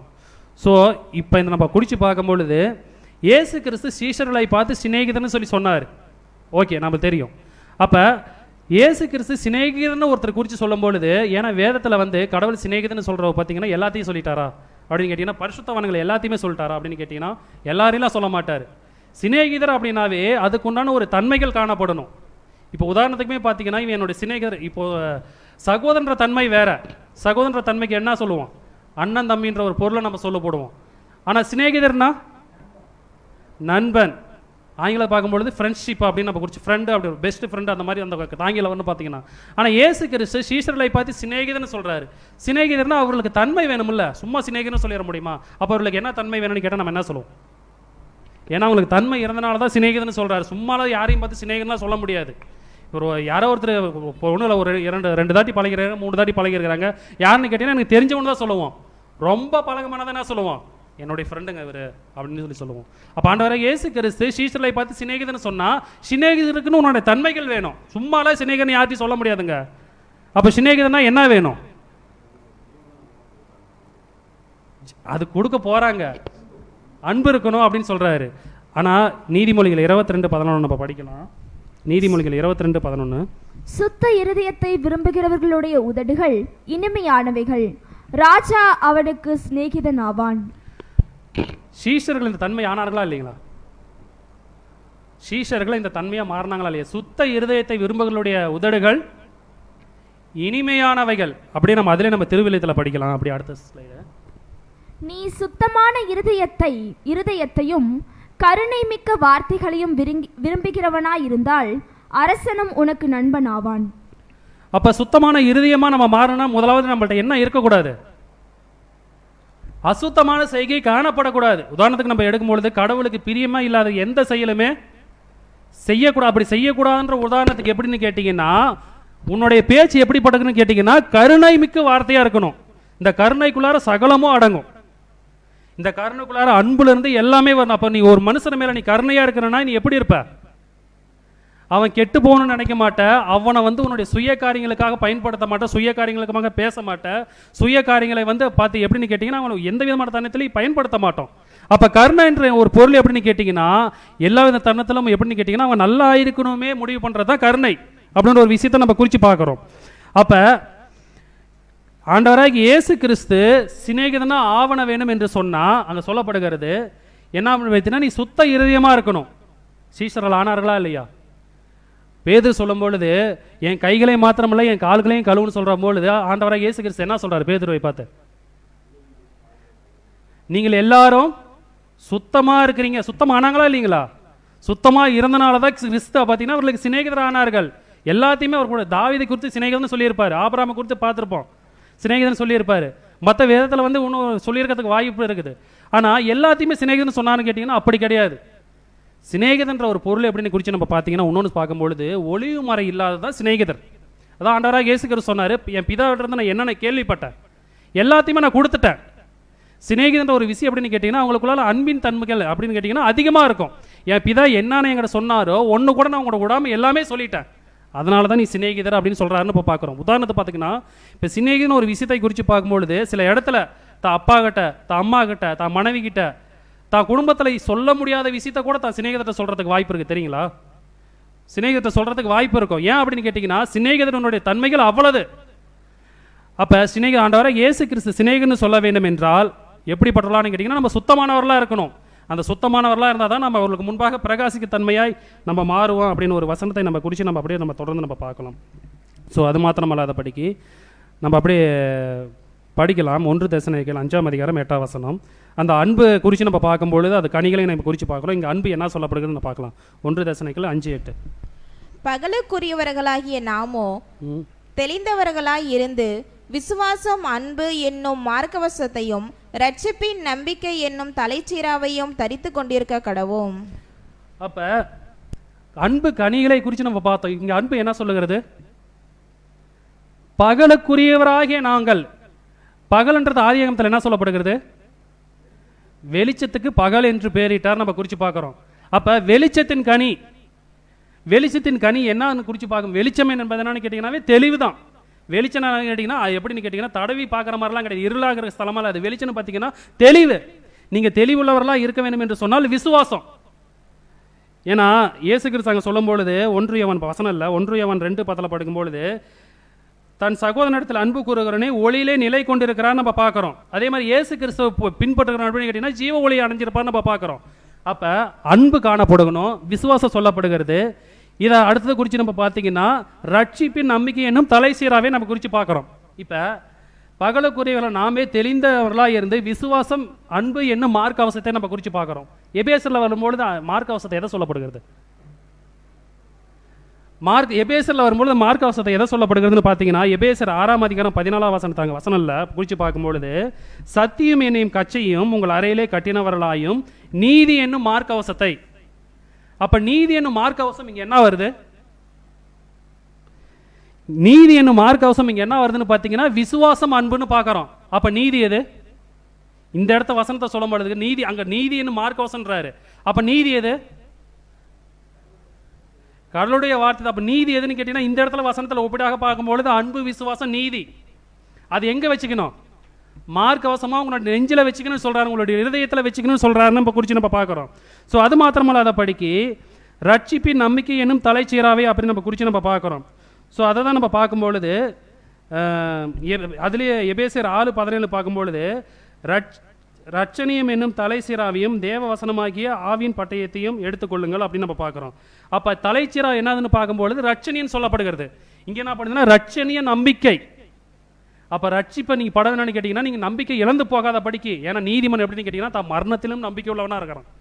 மரணமே நேரிண்டாலும், சேவனை குறித்து நம்ம பார்க்குறோம், மரணமே நேரிண்டாலும் கிறிஸ்துவுக்காக கடவுளுக்காக நம்பிக்கை உள்ளவனாய் காணப்படுகிறான்னு நம்ம பார்க்குறோம். விசுவாசம் எங்கே காணப்படுச்சு?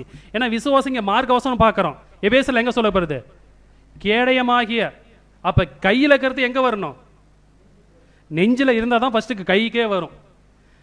நீ எந்த ஒரு செயலை செய்யணும்னாலும் ஃபஸ்ட்டு உன் இருதயத்தில் இருந்தால் தான் கைக்கே வரும். இருதயத்தில் இல்லைன்னா கைக்கு வராது. அப்போ விசுவாசம் என்ன கேட அங்கே கையில் பிடிச்சாங்க, இங்கே என்ன பார்த்தீங்கன்னா இருதயத்தில் இருக்குது. அப்போ உன்னுடைய வார்த்தை நீ இருதயத்தில் வச்சா தான் ஃபஸ்ட்டு கைக்கே போகும். ஃபஸ்ட்டு இருதயத்தை நீ சுத்தப்பரிச்சு பண்ணாதான் கையின் கிரிகள் செம்மையாகும் அப்படின்னு நம்ம குறித்து பார்க்கணும். ஸோ இதே தான் நம்ம குறித்து பார்க்கும்பொழுது யோவான் 12:46 வசனம்ல என்னிடத்தில் விசுவாசமாக இருக்கிறவர் எவரும் இருள் இல்லாத படிக்கு நான் உலகத்துக்கு ஒளியாக வந்தேன் குறித்து நம்ம பார்க்குறோம். அப்போ அன்பு, விசுவாசம், இந்த ரட்சிப்பு தன்மை இதெல்லாம் குறித்து பார்த்தீங்கன்னா இதனோட வெளிச்சத்தினுடைய தன்மைகள் தான் நம்ம குறித்து நம்ம பார்க்கணும். ஸோ இதை தான் பார்த்தீங்கன்னா ஆண்டவராக இயேசு கிறிஸ்து சீஷர்கள் இடத்தில் கேட்டார் அப்படின்னு நம்ம குறித்து பார்க்குறோம். ஆனால் இதே விஷயத்தை தான் அங்கே வந்து இஸ்ரேல் ஜனங்கள்ட்ட கேட்டாங்க. ஆனால் இஸ்ரேல் ஜனங்கள் என்ன பண்ணாங்க? அங்கே இஸ்ரேல் ஜனங்கள்ட்ட என்ன பண்ணாங்க? கனிகளை நீங்கள் வந்து மனம் திருமலத்துக்கு ஏற்ற கனிகளை கொடுன்னு சொல்லி சொன்னாங்க. ஆனால் இஸ்ரேல் ஜனங்கள் என்ன பண்ணாங்க? உதாரணத்துக்கு நம்ம படிக்கலாம், மத்திய 21, 33, 34 நம்ம படிக்கலாம். வேறொரு ஓமையை கேளுங்கள். வீட்டெஜமானாகிய ஒரு மனுஷன் இருந்தான். அவன் ஒரு திராட்சை தோட்டத்தை உண்டாக்கி அதை சுற்றிலும் வேலி அடைத்து அதில் ஒரு ஆலையை நாட்டி கோபுரத்தை கட்டி தோட்டக்காரருக்கு அதை குத்தகையாக விட்டு புரதேசத்துக்கு போயிருந்தான். கனிக்காலம் சமீபித்த போது அதன் கனிகளை வாங்கி கொண்டு வரும்படி தன் ஊழியக்காரரை தோட்டக்காரரிடத்தில் அனுப்பினான். இந்த ஊமைகள் நம்மளுக்கு நல்லாவே தெரியும். இதுக்கப்புறம் என்ன நடந்த சம்பவங்கள் என்ன? அந்த தோட்டக்காரர் என்ன பண்ணுறான்னு கேட்டிங்கன்னா அவங்க பிடிச்சி சங்கரிச்சிட்றாங்க, கொன்று போட்டுறாங்க நம்ம பார்க்குறோம். இப்போ கேட்ட கேள்வி என்னன்னு கேட்டிங்கன்னா மனம் திரும்புதுன்னு சொல்கிறீங்களே, மனம் திரும்பலுக்கு ஏற்ற கனிகளை கொடுங்கள் அப்படின்னு சொல்கிறோம். ஏன்னா பழைய ஏற்பாட்டை சொல்லப்படுகிறது பார்த்தீங்கன்னா வேத பார்க்கிற இன்னும் கல்லை எழுத்தானின்னு வரும். வேதம் எங்கள்கிட்ட காணப்படுகிறது அப்படின்னு சொல்கிறாரு. வேதம் காணப்படுகிறதுனா வேதம் என்பது வெளிச்சம். உங்கள்கிட்ட வெளிச்சம் இருக்குதுன்னு சொல்கிறீங்க, ஆனால் வெளிச்சத்தினுடைய பிள்ளைகளாம் நீங்கள் நடக்கலான்னு கேள்வி கேட்டால் அங்கே என்ன பண்ணுறாங்க? கொண்டுறாங்க. இப்போ இதே ஒரு விஷயத்தை தான் இப்போ நம்மள்ட்டே ஒப்பிட பார்க்கலாம். இப்போ சத்தியத்துக்குரியவன்னு நம்ம சொல்கிறோம். சத்தியத்துக்குரியதான செயலை நம்மள்ட்ட காணப்படலாம் யாராச்சும் நம்ம கேட்டால் நம்ம என்ன பண்ணுவோம்? சரிப்படுத்திக்குவோமா கொல்லுவோமா? சரிப்படுத்திக்குவோம். சரிப்படுத்திக்கணும்னு சொல்கிறோம், சரிப்படுத்திக்கிறோமா? உதாரணத்துக்கு நம்ம சரிப்படுத்தலையோன்றதோட அவங்களுக்கு நாங்கள் ஒரு ரெஸ்பான்சிபிள் கரெக்டாக நம்ம கொடுப்போமா அப்படின்னு கேள்வி கேட்டால் ஏன்னா கேள்வி கேட்டதுனால தான் ஆண்டவராக இயேசு கிறிஸ்து அவங்கள்ட்ட கேள்வி கேட்டனால தான் அவங்க கொன்னாங்களே. அப்போ காரணம் என்ன? அவங்கள்ட்ட கேள்வி கேட்கணும். அவங்க என்ன வேணாலும் எந்த விதி வேணாலும் என்னன்னு கேட்டீங்கன்னா மனதுக்கு கேட்டபடி நடப்பாங்க, ஆனால் கேள்வி கேட்கக்கூடாது.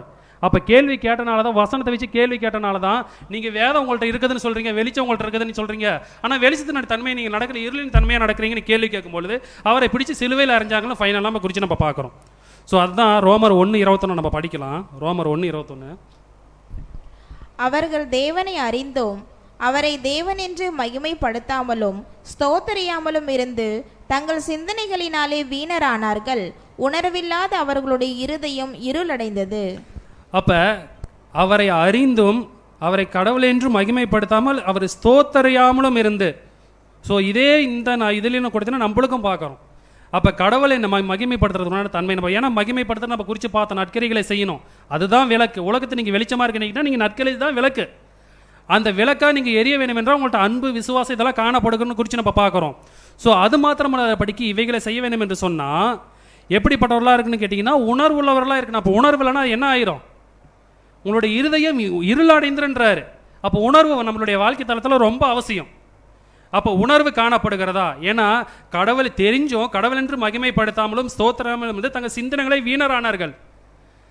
நம்மளுடைய சிந்தை மட்டும் சரியா இல்லைன்னா, நம்ம சிந்தை வந்து நம்ம வேற ஒரு மைண்டில் வச்சுக்கிட்டு வேற கடவுளை நோக்கி போனால் சரிப்பட்டு வராது.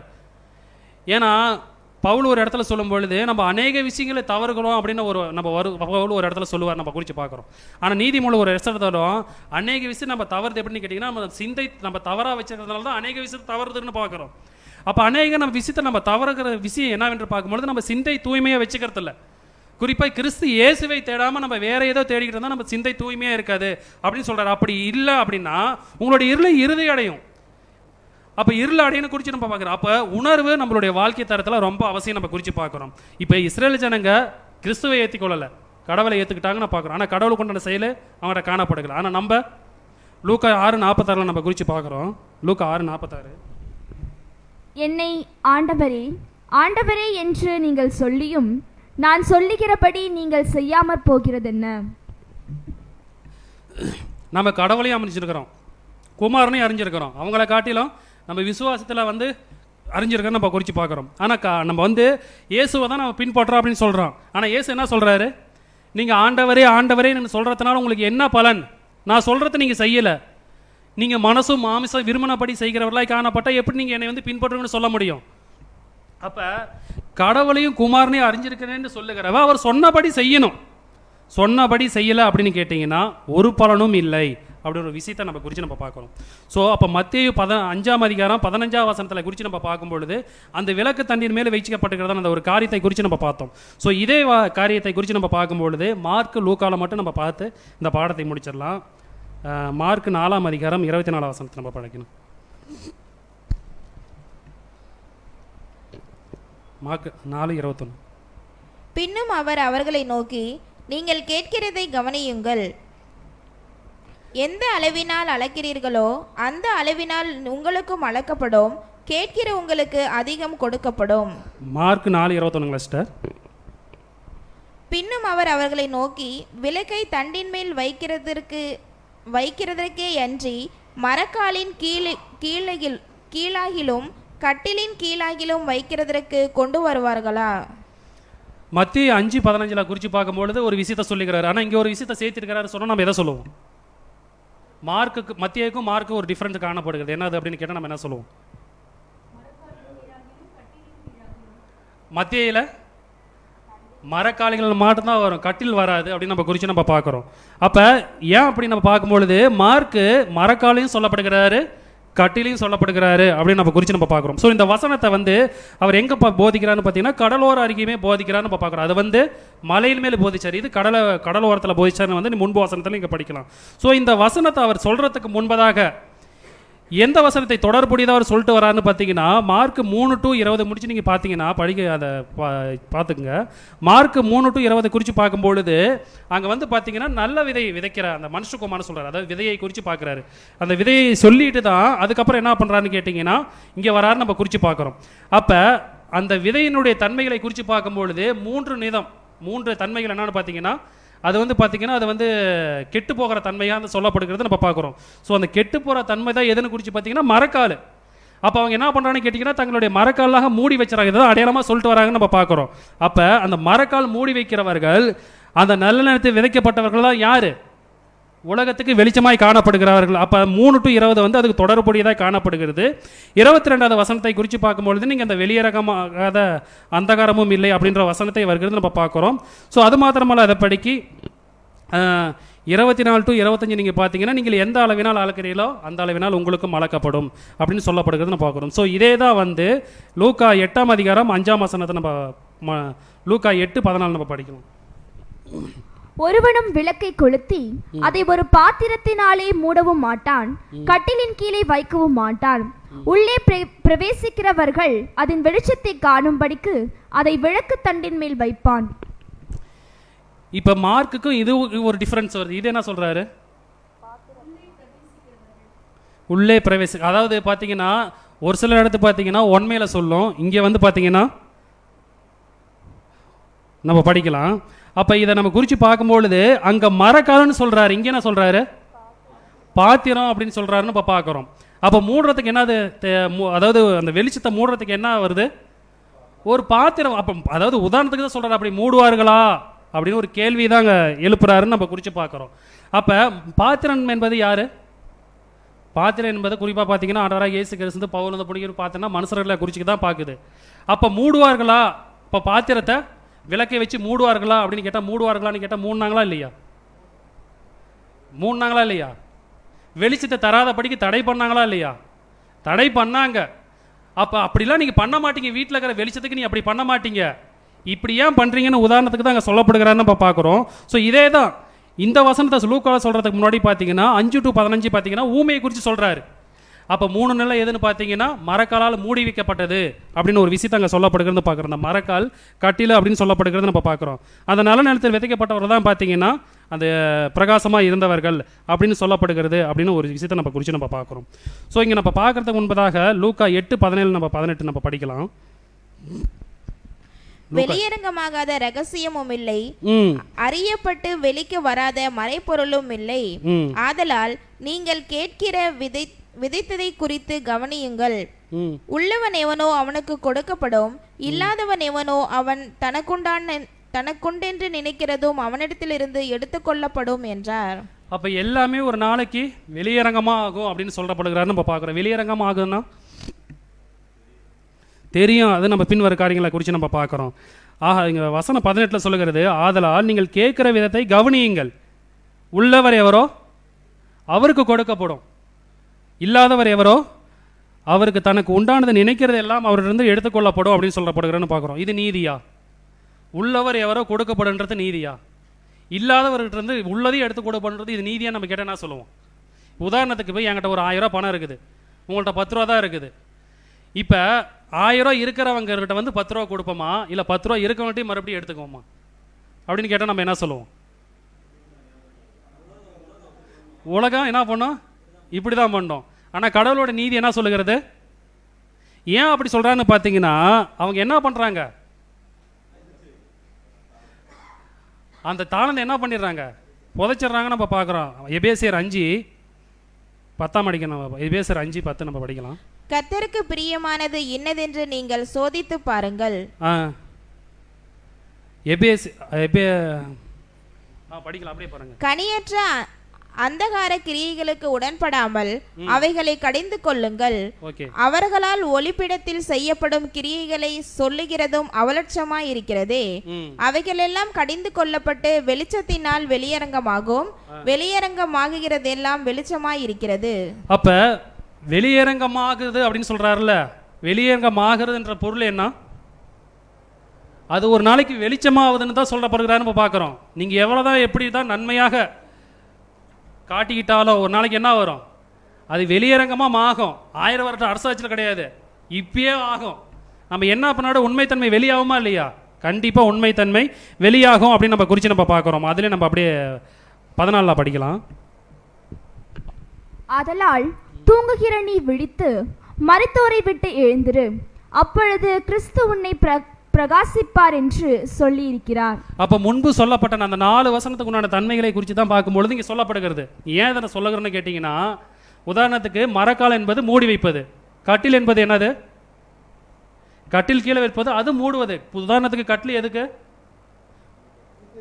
நித்திரை பண்றது, தூங்குறதுக்கு தானே சொல்லப்படுகிறன்னு கேட்டேன். அதுதான் சொல்லுகிறது, ஆதலால் தூங்குகிற நீ விழித்து மரித்தோரை விட்டு எழுந்திரு.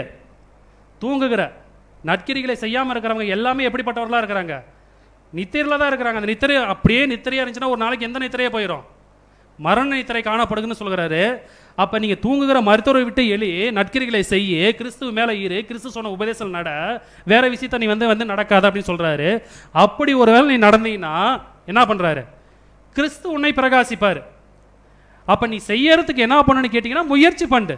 எந்த விதத்திலையுமே செய்யறதுக்கு முயற்சி பண்ணாம செய்யற மாதிரி நடிக்கக்கூடாது அப்படின்ற ஒரு விஷயத்தை தான் அங்க சொல்லப்படுகிறது அப்படின்னு நம்ம பார்க்கணும். அப்ப தூங்குகிற நீ மருத்துவரை விட்டு எழு. ஏன்னா கட்டில கீழே யாராச்சும் கொண்டு போய் விளக்கு வைப்பாங்களா? ஆனா இன்னைக்கு அநேகர் நற்கிரிகளை செய்யாம போனாங்கன்னா கட்டில கீழே தான் வச்ச மாதிரி கணக்கு, மரக்கால தான் மூணு கணக்கு. அநேகர் இன்னைக்கு நிறைய பேர், உதாரணத்துக்கு நம்ம பார்க்குறோம், சத்தியத்தை விட்டு பின்வாங்கி போனவங்க நிறைய பேர் இருக்கிறாங்க. ஆனால் சத்தியத்துக்குள்ளாக இருந்துட்டு பின்வாங்கி போனவர்களாக நம்ம இருக்கிறோமா அப்படின்னு ஒரு கேள்வி வச்சுக்கணும். சத்தியத்துக்குள்ளாக இருந்தே பின்வாங்கி போனவர்களாய் காணப்பட்டவர்களாக இஸ்ரேல் ஜனங்க. நீங்கள் வெளிச்சருக்குன்னு சொல்கிறீங்க, ஆனால் உங்கள்கிட்ட இருள் காணப்படுகிறது. அப்போ இருள் காணப்படுச்சுன்னா நீங்கள் எப்படி வெளிச்சத்தின் பிள்ளைங்க வந்து சொல்ல முடியும்? சொல்ல முடியாது அப்படின்னு நம்ம குறித்து நம்ம பார்க்குறோம். ஸோ அது மாத்திரமல்ல, அதை படிக்க லூக்காவில் நம்ம படிக்கலாம். லூக்கா 11:33 படிக்கலாம். ஒருவனும் விளக்கை கொளுத்தி மறைவிடத்திலாவது மரக்காலின் கீழேயாவது வைக்காமல் உள்ளே வருகிறவர்கள் வெளிச்சம் காணும்படி அதை விளக்கு தண்டின் மேல் வைப்பான். இந்த இடத்துல என்ன பண்றாருன்னா ஒரு டிஃப்ரெண்டா சொல்லுகிறாரு. ஒருவனும் விளக்கை கொளுத்தி மறைவிடத்திலாவது, அதாவது கட்டில்ன்ற வார்த்தைக்கு என்ன வந்துருச்சு? மறைவிடம் அப்படின்னு வந்துருச்சு. மரக்காலின் கீழாவது அப்படின்னு நம்ம சொல்லப்படுகிறதுன்னு பார்க்குறோம். அப்ப வைக்காமல் உள்ளே வருகிறவர்கள், ஒரு இடத்துல ஒரு சில முன்பு வசனம்லாம் பார்த்தீங்கன்னா ஒன்மையில் வரும், இங்கே பன்மையில் வரும். இது ஏன் சொல்கிறேன்னு கேட்டிங்கன்னா, உலகத்துக்கு வெளிச்சம் கொடுக்குறவர்கள் யார்? இயேசு கிறிஸ்து. உலகத்துக்கு வெளிச்சமாக இருக்கிறவர்கள் யார்? சீஷர்கள். அதை தான் சொல்கிறாரு. ஒன்மையிலே வருது, இங்கே வந்து பார்த்தீங்கன்னா பன்மையில் வருது. அப்போ ஒன்மையில் வருது பார்த்தீங்கன்னா ஆண்டவராகி இயேசு கிறிஸ்து. ஆண்டவராகி இயேசு கிறிஸ்து மேலே இருக்கிறவங்க தான் வெளிச்சம் கொடுப்பாங்கன்னு சொல்கிறாருன்னு அங்கே வருதுன்னு நம்ம பார்க்குறோம். அதை விளக்கு தண்டியில் மேல் தான் வைப்பான். அதுதான் நீதி, அதுதான் கரெக்டு. அப்போ விளக்கு தண்டு எங்கே இருக்கும்? உதாரணத்துக்கு எங்கே உயரமான இடம் இருக்குதோ அந்த இடத்துல தான் விளக்கு தண்டு வைப்பாங்க அப்படின்னு சொல்லப்படுகிறது நம்ம குறித்து நம்ம பார்க்குறோம். ஸோ அது மாத்திரமல்ல, அதை படிக்கி இந்த வசனத்துக்கு சொல்கிறதுக்கு முன்பதாகி உதாரணமாக பார்த்தீங்கன்னா படிக்கலாம். அப்படியே நம்ம லூக்கா 11:34. கண்ணானது சரீரத்தின் விளக்காய் இருக்கிறது.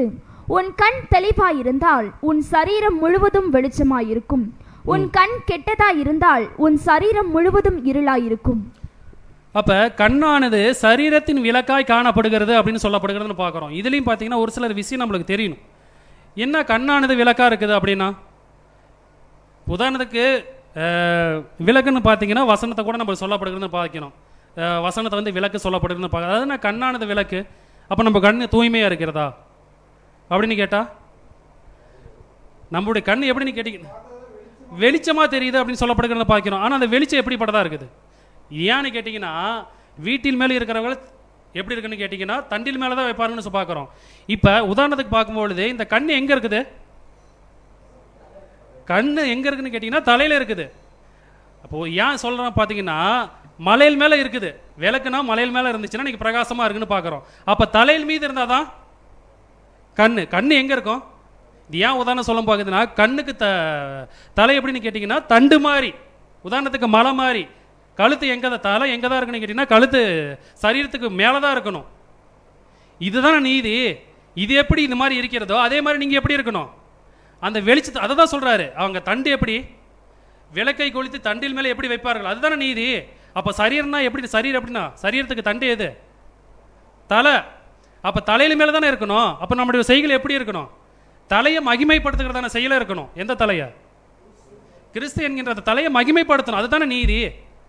அதை மகிமைப்படுத்துறதை விட்டுட்டு நம்ம எப்படி பண்ணுறோம்? 35 அப்படியே படிக்கலாம். 35-36. ஆகையால் உன்னிலுள்ள வெளிச்சம் இருளாகாத படிக்கு எச்சரிக்கையாயிரு. உன் சரீரம் இருபுறத்திலும் இருளுடைந்திராமல் முழுவதும் வெளிச்சமாய் இருந்தால் ஒரு விளக்கு தன் பிரகாசத்தினாலே உனக்கு வெளிச்சம் கொடுக்கிறது போல உன் சரீரம் முழுவதும் வெளிச்சமாய் இருக்கும் என்றார். அப்ப 36 வசனம், ஒரு விளக்கு தன் பிரகாசத்தினாலே உனக்கு வெளிச்சம் கொடுக்கிறது போல. உண்மையாலுமே நம்மளுக்கு வெளிச்சம் கொடுத்தவர் யாரு? ஆண்டவராகிய இயேசு கிறிஸ்து தான் நம்ம குறித்து பார்க்குறோம். இது ஏன் நம்ம குறித்து பார்க்கும்போது தான் அந்த விளக்கு நம்மளுக்கு வெளிச்சம் கொடுக்கறது போல சரீரம் முழுவதும் வெளிச்சமாக இருக்கும். அப்போ சரீரம் வெளிச்சமாக இருக்கணும்னா விளக்கு என்ன பண்ணும்? உதாரணத்துக்கு தமிழில் ஒரு சொல்லுவாங்கன்னு பார்க்குறோம். கணவன்ற ஒரு வார்த்தைக்கு தமிழில் ஒரு சொல்லுவாங்க. அர்த்தம் சொல்லுங்க, தெரியுங்களா? உண்மையிலுமே டீச்சர் படித்தவங்களுக்கு தெரியும். கணவன்ற வார்த்தைக்கு தமிழில் ஒரு சொல்லுவாங்க. என்னன்னு சொல்லுங்க பார்க்கலாம். கணவன்ற வார்த்தைகளுக்கு தமிழில் ஒரு சொல்லு இருக்குது. அதாவது கண் அவன், தமிழில் கண் அவன், கண் அவன், கண்ணவன்றதா கடைசியில் என்ன வருதுன்னு கேட்டீங்கன்னா கணவன். அப்ப கணவனுக்கு உன் கண்ணை யாருன்னு கேட்டீங்கன்னா கணவன் தான். உதாரணத்துக்கு தமிழ் சொல்லு அதுதான். உன் கண்ணை யாருன்னு கேட்டீங்கன்னா கணவன் தான். அப்ப நம்மளுடைய தலையில எப்படின்னு கேட்டீங்கன்னா, நம்ம கண்ணை எப்படின்னு கேட்டீங்கன்னா கிறிஸ்துவா காணப்படணும். நம்ம கண்ணை எப்படி பட்டவனா இருக்கணும்? கிறிஸ்துவை மகிமைப்படுத்துறதான கண்ணா இருக்கணும். அப்பதான் எப்படின்னு கேட்டீங்கன்னா, அந்த கிறிஸ்துவை மகிமைப்படுத்துற கண்ணா இருந்தா தான் நம்ம எப்படி இருக்கிறோம்? தண்டின் மேல இருக்கிறோம். தலையாக இயேசு கிறிஸ்துவை மகிமைப்படுத்துகிறதாய் நம்ம காணப்படுகிறோம் அப்படின்னு நம்ம குறித்து நம்ம பார்க்குறோம். ஸோ அது மாத்திரமல்ல, அதை படிக்க உதாரணத்துக்கு கண்ணை குறித்து நம்ம பார்க்கறதுக்கு முன்பதாக இந்த வசனத்தை இது பார்த்தீங்கன்னா லூக்கால சொல்லப்படுகிறது. ஆனால் இதே வசனத்தை கண்ணானது சரீரத்தின் விளக்காக இருக்கிறது பார்த்தீங்கன்னா மத்திய 6ஆம் அதிகாரம் 23ஆம் வசனத்தை சொல்லப்படுது. அது மலை பிரசங்கம் தான். அதாவது விளக்கு தண்டின் மீது இருந்தது 5வது வசனத்தில் சொல்லப்படுகிறது, 5ஆம் அதிகாரம். ஆனால் நீங்கள் கண்ணானது சரீரத்தின் விளக்காக இருக்கிறது 6ஆம் அதிகாரம் சொல்லப்படுகிறது. ஸோ இந்த அங்கே கண்ணை குறித்து சொல்லும் பொழுது ஒரு விதமான காரியத்தில் லைனாக ஒப்புமையாக படுத்திட்டு அடுத்து சொல்லப்படுகிறாங்க. என்ன சொல்கிறான்னு பார்த்தீங்கன்னா, மத்திய 6:19 to 21 என்ன சொல்கிறான்னு பார்த்தீங்கன்னா, உன்னுடைய பொக்கிஷத்தை எங்கேயே சேர்த்து வைக்கணும். ஏன்னா உன்னுடைய கண்கள் எங்கே என்ன தேடுது? எதை நோக்கி தேடுது? உன் பொக்கிஷம் எங்கே இருக்கணும்? இங்கே இருக்கணுமா அங்கே இருக்கணுமா அப்படின்னு அது தொடர்படி தான் சொல்லுகிறாரு. அடுத்த மாத்திரமல்ல, அதை படிக்கி மத்திய 6ஆம் அதிகாரம் 24ஆம் வசனத்தை சொல்லும் பொழுது இரண்டு எஜமானங்களுக்கு ஊழியம் செய்தால் உன்னுடைய விளக்கு எப்படி பட்டுரும்? நற்கிரைகள் அவிஞ்சு போயிடும். நீ உலகத்துக்கு வெளிச்சமாக இருக்க மாட்டா. தண்டின் மேல் இருந்தால் தான் வெளிச்சம் காணும். அது அணிஞ்சிச்சுன்னா கூட விளக்கு அணிஞ்சிச்சுன்னு பற்ற வைப்பாங்க. ஒரு விளக்கை கொளுத்து மூடி வச்சாங்கன்னா அது எரிஞ்சிச்சா எரியிலே என்ன அணிச்சிட்டு பார்க்கவே மாட்டாங்க, முடிச்சு போயிடும். அப்போ நீங்கள் இரண்டு எஜமானங்களுக்கு ஊழியம் செய்யவும் கூடாது, உன்னுடைய பொக்கிஷத்தை இங்கே சேர்த்து வைக்கவும் கூடாதுன்ற உதாரணத்தை சொல்லிட்டு தான் மத்தியில் சொல்லுகிறாரு. மத்திய 6:22-23 அப்பொழுதும் கண்ணானது சரீரத்தின் விளக்காக இருக்கும் அப்படின்னு தொடர்புடைய தான் சொல்லப்படுகிறான்னு நம்ம குறித்து பார்க்குறோம். உதாரணத்துக்கு இந்த கண்ணை குறித்து பார்க்கும்பொழுது நம்ம கொஞ்சம் ஜாக்கிரதையாக இருக்கணும். ஏன் அப்படின்னு கேட்டிங்கன்னா, வேதத்தில் இந்த கண்ணால் விழுந்தவர்கள் எத்தனை பேர்? வேதத்தில் இந்த கண்ணால் விழுந்தவர்கள் நிறைய பேர் இருக்கிறாங்க. ஏன் தொடக்கமே எங்கே தான் விழுந்துச்சு? கண்ணால் தான் விழுந்துச்சு. அந்த கனியை பார்த்தனால தான் அந்த கண்ணு விழுந்துச்சு. அப்போ ஏவாலேருந்து, சிம்சோன்லேருந்து, லோத்துலேருந்து, தாவீதுலேருந்து, அனனியா சாப்பிலேருந்து, ஆகாப்புலேருந்து, சாலமோன், இவர்கள் எல்லாமே எதை பார்த்து தான் விழுந்தாங்க? ஒரு ஒரு உதாரணத்துக்கு சொல்கிறேன். இவரெல்லாம் கண் இல்லாமல் இருந்திருந்தாங்கன்னா உழுவுறதுக்கு வாய்ப்பு இருக்குமான்னு கேட்டால் நம்ம என்ன சொல்லுவோம்? வாய்ப்புகள் கம்மி அப்படின்னு நம்ம குறித்து பார்க்குறோம். அப்போ இதெல்லாம் நம்மளுக்கு முன் உதாரணம், ஒரு திஷ்டாந்த, ஒரு எச்சரிக்கை. இவங்க கண்ணால் விழுந்தவர்கள். அதே தான் இஸ்ரேல் ஜனங்களும் பண்ணாங்க. யோவான் 9:41 படிக்கலாம். இயேசு அவர்களை நோக்கி, நீங்கள் குருடராய் இருந்தால் உங்களுக்கு பாவம் இராது, நீங்கள் காண்கிறோம் என்று சொல்லுகிறபடியினால் உங்கள் பாவம் நிலை நிற்கிறது என்றார். இப்போ பார்த்து நம்ம சத்தியத்தில் கரெக்டாக நடப்போமா, பார்க்காம நடப்போமா? கண் இருந்தால் நடப்போமா, கண் இல்லாமலாம் சரியாக நடப்போமா? கண் இருந்தால் தான் சரியாக நடக்கிறதுக்கு வாய்ப்பு இருக்குது. ஏன்னா அப்போ தான் படிப்போம், தியானிப்போம், நிறைய பேசுறதுக்கு இது பண்ணுவோம். கண் இல்லாமல் கேட்போம், கேட்டு இது பண்ணுவோம். ஆனால் அதை காட்டிலும் எது? கண்ணு தான் நம்மளுக்கு முக்கியம். அப்போ கண் இருக்கிறதுனால நம்ம என்ன பண்ணியிருந்தோம்னா சத்திய வெளிச்சத்தில் நடக்கிறதுக்கு அதிக பயனாக இருக்குன்னு நம்ம பார்க்குறோம். ஆனால் இவர்களை பார்த்து சொல்லும்போது என்ன பண்ணால், நீங்கள் பார்க்கறதுனால குருடராக இருக்கிறீங்கன்றார். இது எப்பேற்பட்டது? ஏன்னா பழைய ஏற்பாட்டிலேருந்து பார்க்குற எல்லாமே பார்க்கும்பொழுது எப்படின்னு கேட்டிங்கன்னா, கடவுளை தெரிஞ்சு கொண்ட ஜனங்களே கண்ணால் விருந்து போனவர்கள் ஏகப்பட்ட பேர். நீங்கள் என்னதான் கண்ணால் நீங்கள் விரும்பினதாலும் அதனுடைய முடிவு எப்படி தான் இருக்கும்? அது திருப்தி ஆகாது. நீதிமொழிகள் 27:20 நம்ம படிக்கலாம். பாதாளமும் அழிவும் திருப்தியாகிறதில்லை, அதுபோல மனுஷனுடைய கண்களும் திருப்தியாகிறதில்லை. அப்போ பாதாளத்துக்கும் அழிவுக்கும் ஒப்புமையாக எதை சொல்லப்படுகிறது பார்த்தீங்கன்னா, இந்த கண்ணு திருப்தி ஆகுமா? சாவர முடிக்கும். நாளைக்கு சாவ போறாருன்னா அந்த வயசானவர் கூட போய் நீ கேட்டிங்கன்னு வச்சுக்கோ, போதுமானு சொல்ல மாட்டேன், ஏதோ ஒன்று வேணும். அப்போ என்ன காரியம்? அப்போ இந்த கண்ணு என்னத்தை கொடுக்கறது அப்படின்னு குறித்து பார்க்கும்பொழுது அது திருப்தி அடையாதது. அது மனுஷர்கள் எப்படின்னு கேட்டிங்கன்னா முழுமையாக, உதாரணத்துக்கு அதிகமான தன்மைகள் நல்லவர்களாக ஆகுவதற்கு இந்த கண் விடவே விடாது அப்படின்னு சொல்லப்படுகிறது நம்ம பார்க்குறோம். அப்போ ஏன்னா பிரசங்கி 1:27 பார்க்கும்பொழுது காண்கிறதுனால் கண் திருப்தி அடைகிறதும் இல்லை, கேட்கிறதுனால செவிகள் நிரப்பப்படுகிறதும் இல்லை. அப்போ நீங்கள் எதெல்லாம் பார்க்குறீங்களோ அதனால தான் இதெல்லாம் பார்த்துட்டு கடைசியில் சாலமோன் என்ன சொல்லிட்டாரு, எல்லாத்தையும் மாயமாயின்னு சொல்லிட்டு போயிட்டார். எத்தனை தாடி தான் மாய சொன்னால் நம்ம என்ன பண்ணுவோம், அதையும் நாங்கள் பார்த்துட்றோம் அப்படின்னு சொல்கிறோன்ற ஒரு தன்மைகள் தான் நம்ம குறித்து நம்ம பார்க்கணும். அப்போ கண்டிப்பாக நம்ம கண்ணை எப்படி பண்ணணும்னு கேட்டிங்கன்னா மிகவும் ஜாக்கிரதை உள்ளவர்களாக இருக்கணும்னு நம்ம பார்க்குறோம். யோவான் 1 மற்றும் 11 படிக்கலாம். ஒளியிலே இருக்கிறேன் என்று சொல்லியும் தன் சகோதரனை பகைக்கிறவன் இதுவரைக்கும் இருளிலே இருக்கிறான். தன் சகோதரனை பகைக்கிறவன் இருளிலே இருந்து இருளிலே நடக்கிறான்.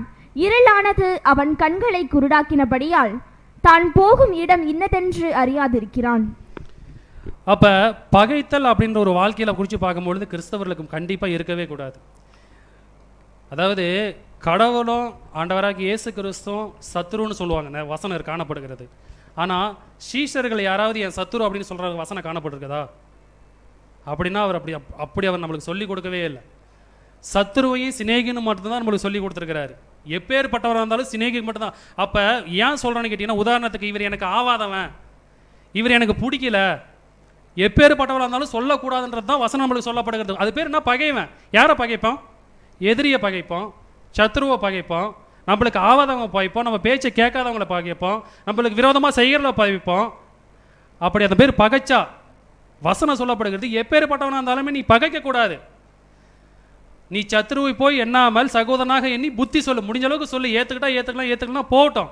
அது என்ன பண்ணுறது, கடவுள் பார்த்துக்குவார். ஜெபம் பண்ணுவது நம்மளுடைய கடமை. அப்போ சத்ருன்ற எப்பொழுதுமே நம்ம அவருடைய வாயில் மற்றவங்க எனக்கு ஆவாதவங்க அப்படின்ற ஒரு வார்த்தையை நம்ம பயன்படுத்தவே கூடாது.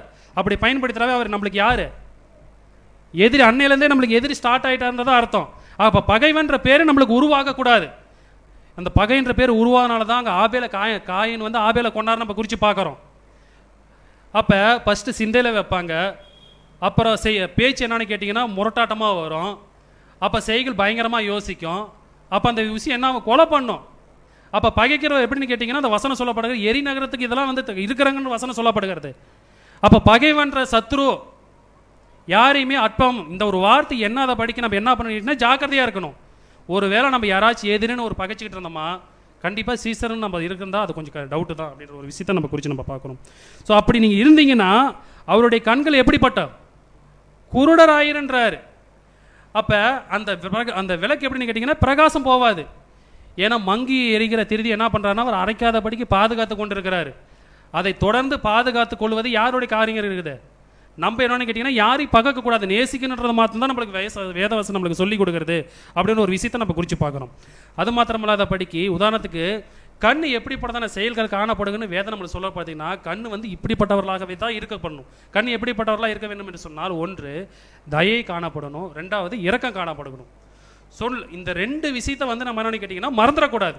நம்ம கண்ணுக்கே இருக்கிறதான குணாதிசயங்கள் சீஷர்களாக நம்மளுக்கு காணப்படுகிற குணாதிசயங்கள் என்னன்னு கேட்டிங்கன்னா, ஒன்று தயை காணப்படணும், ஒன்று இரக்கம் காணப்படணும். ஏன்னா ஆண்டவராக இயேசு கிறிஸ்து ஒரு ஊமையில் சொல்கிறப்ப கூட என்ன சொல்லுவார், அதாவது 11ஆம் மணி வேலை 9ஆம் மணி வேலையெல்லாம் சொல்லும்பொழுது கூட அவர்களுக்கு என்னை சமமாக்கினு சொல்கிறப்ப என்ன சொல்லுவார், நான் தயாளனாக இருக்கிறப்ப நீ எப்படி இருக்கிற. அப்போ வான் கண்ணன் இருக்கக்கூடாது, மேட்டின்மையான கண்ணும் இருக்கக்கூடாது, பொறாமையான கண்ணும் இருக்கக்கூடாது. இந்த மூன்று இருக்கக்கூடாதுன்னு கேட்டிங்கன்னா நீ தயவும் இறக்க இருக்கணும். ஸோ இந்த ரெண்டுமே இல்லை அப்படின்னு கேட்டிங்கன்னா நம்ம எந்த கண்ணுடையவர்களாக இருக்கிறோம், நம்மளுடைய பார்வை எப்படி இருக்கிறது, மற்றவர்களை ரட்சிப்பதுக்கு உண்டான தன்மைகளாக காணப்படுகிறதா. ஏன்னா இந்த கண்ணு தான் முகத்துக்கே மகிமை. நீங்கள் முகத்துக்கு நீங்கள் மகிமையாக கலகலன்னு இருக்கின்ற உதாரணம் என்ன கேட்டிங்கன்னா அது கண்ணு தான். ஏன்னா உதாரணத்துக்கு மோசையை பார்க்குறோம், மோசையை முகத்துக்கு பிரகாசித்தது எது, அவர் பார்த்த கண்ணு தான். அதே மாதிரி ஆண்டவராக இயேசு கிறிஸ்து நம்மளுக்கு ஒளியை கொடுத்தாரு, அது எங்கேருந்து வந்துச்சு, அவர் முகத்தில் இருக்கிற ஒளி தான் நம்மளுக்கு வந்துச்சுன்னு நம்ம சொல்லப்படுகிறது. ஓகேவா. அப்போ இந்த கண்ணுக்கு மகிமை, இந்த முகத்துக்கு மகிமை எதுன்னு பார்த்தீங்கன்னா கண்ணு. அப்போ அந்த கண்ணு இயேசுவாக நம்ம காணப்படுகணும்.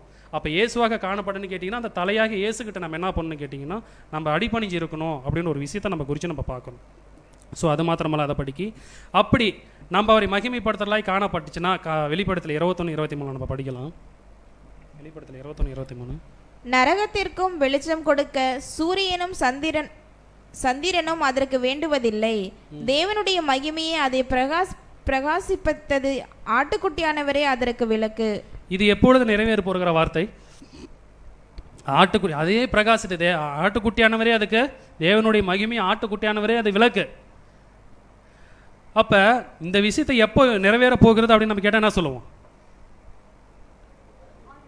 1000 வருட அரசாட்சியில் தான் நிறைவேற போகிறது அப்படின்னு ஒரு விஷயத்தை நம்ம பார்க்குறோம். அப்போ அவரே நமக்கு விலகா மாறணும்னா நம்முடைய கண்ணை எப்படின்னு பண்ணணும்? நம்ம கண்ணில் தயவு இறக்கம் என்கின்றத அவருடைய விளக்கை நம்ம ஏற்றணும். வேறு எதையுமே நம்ம ஏற்றாத படிக்க நம்ம ஜாக்கிரதையாக இருக்கணும் அப்படின்னு நம்ம பார்க்கணும்.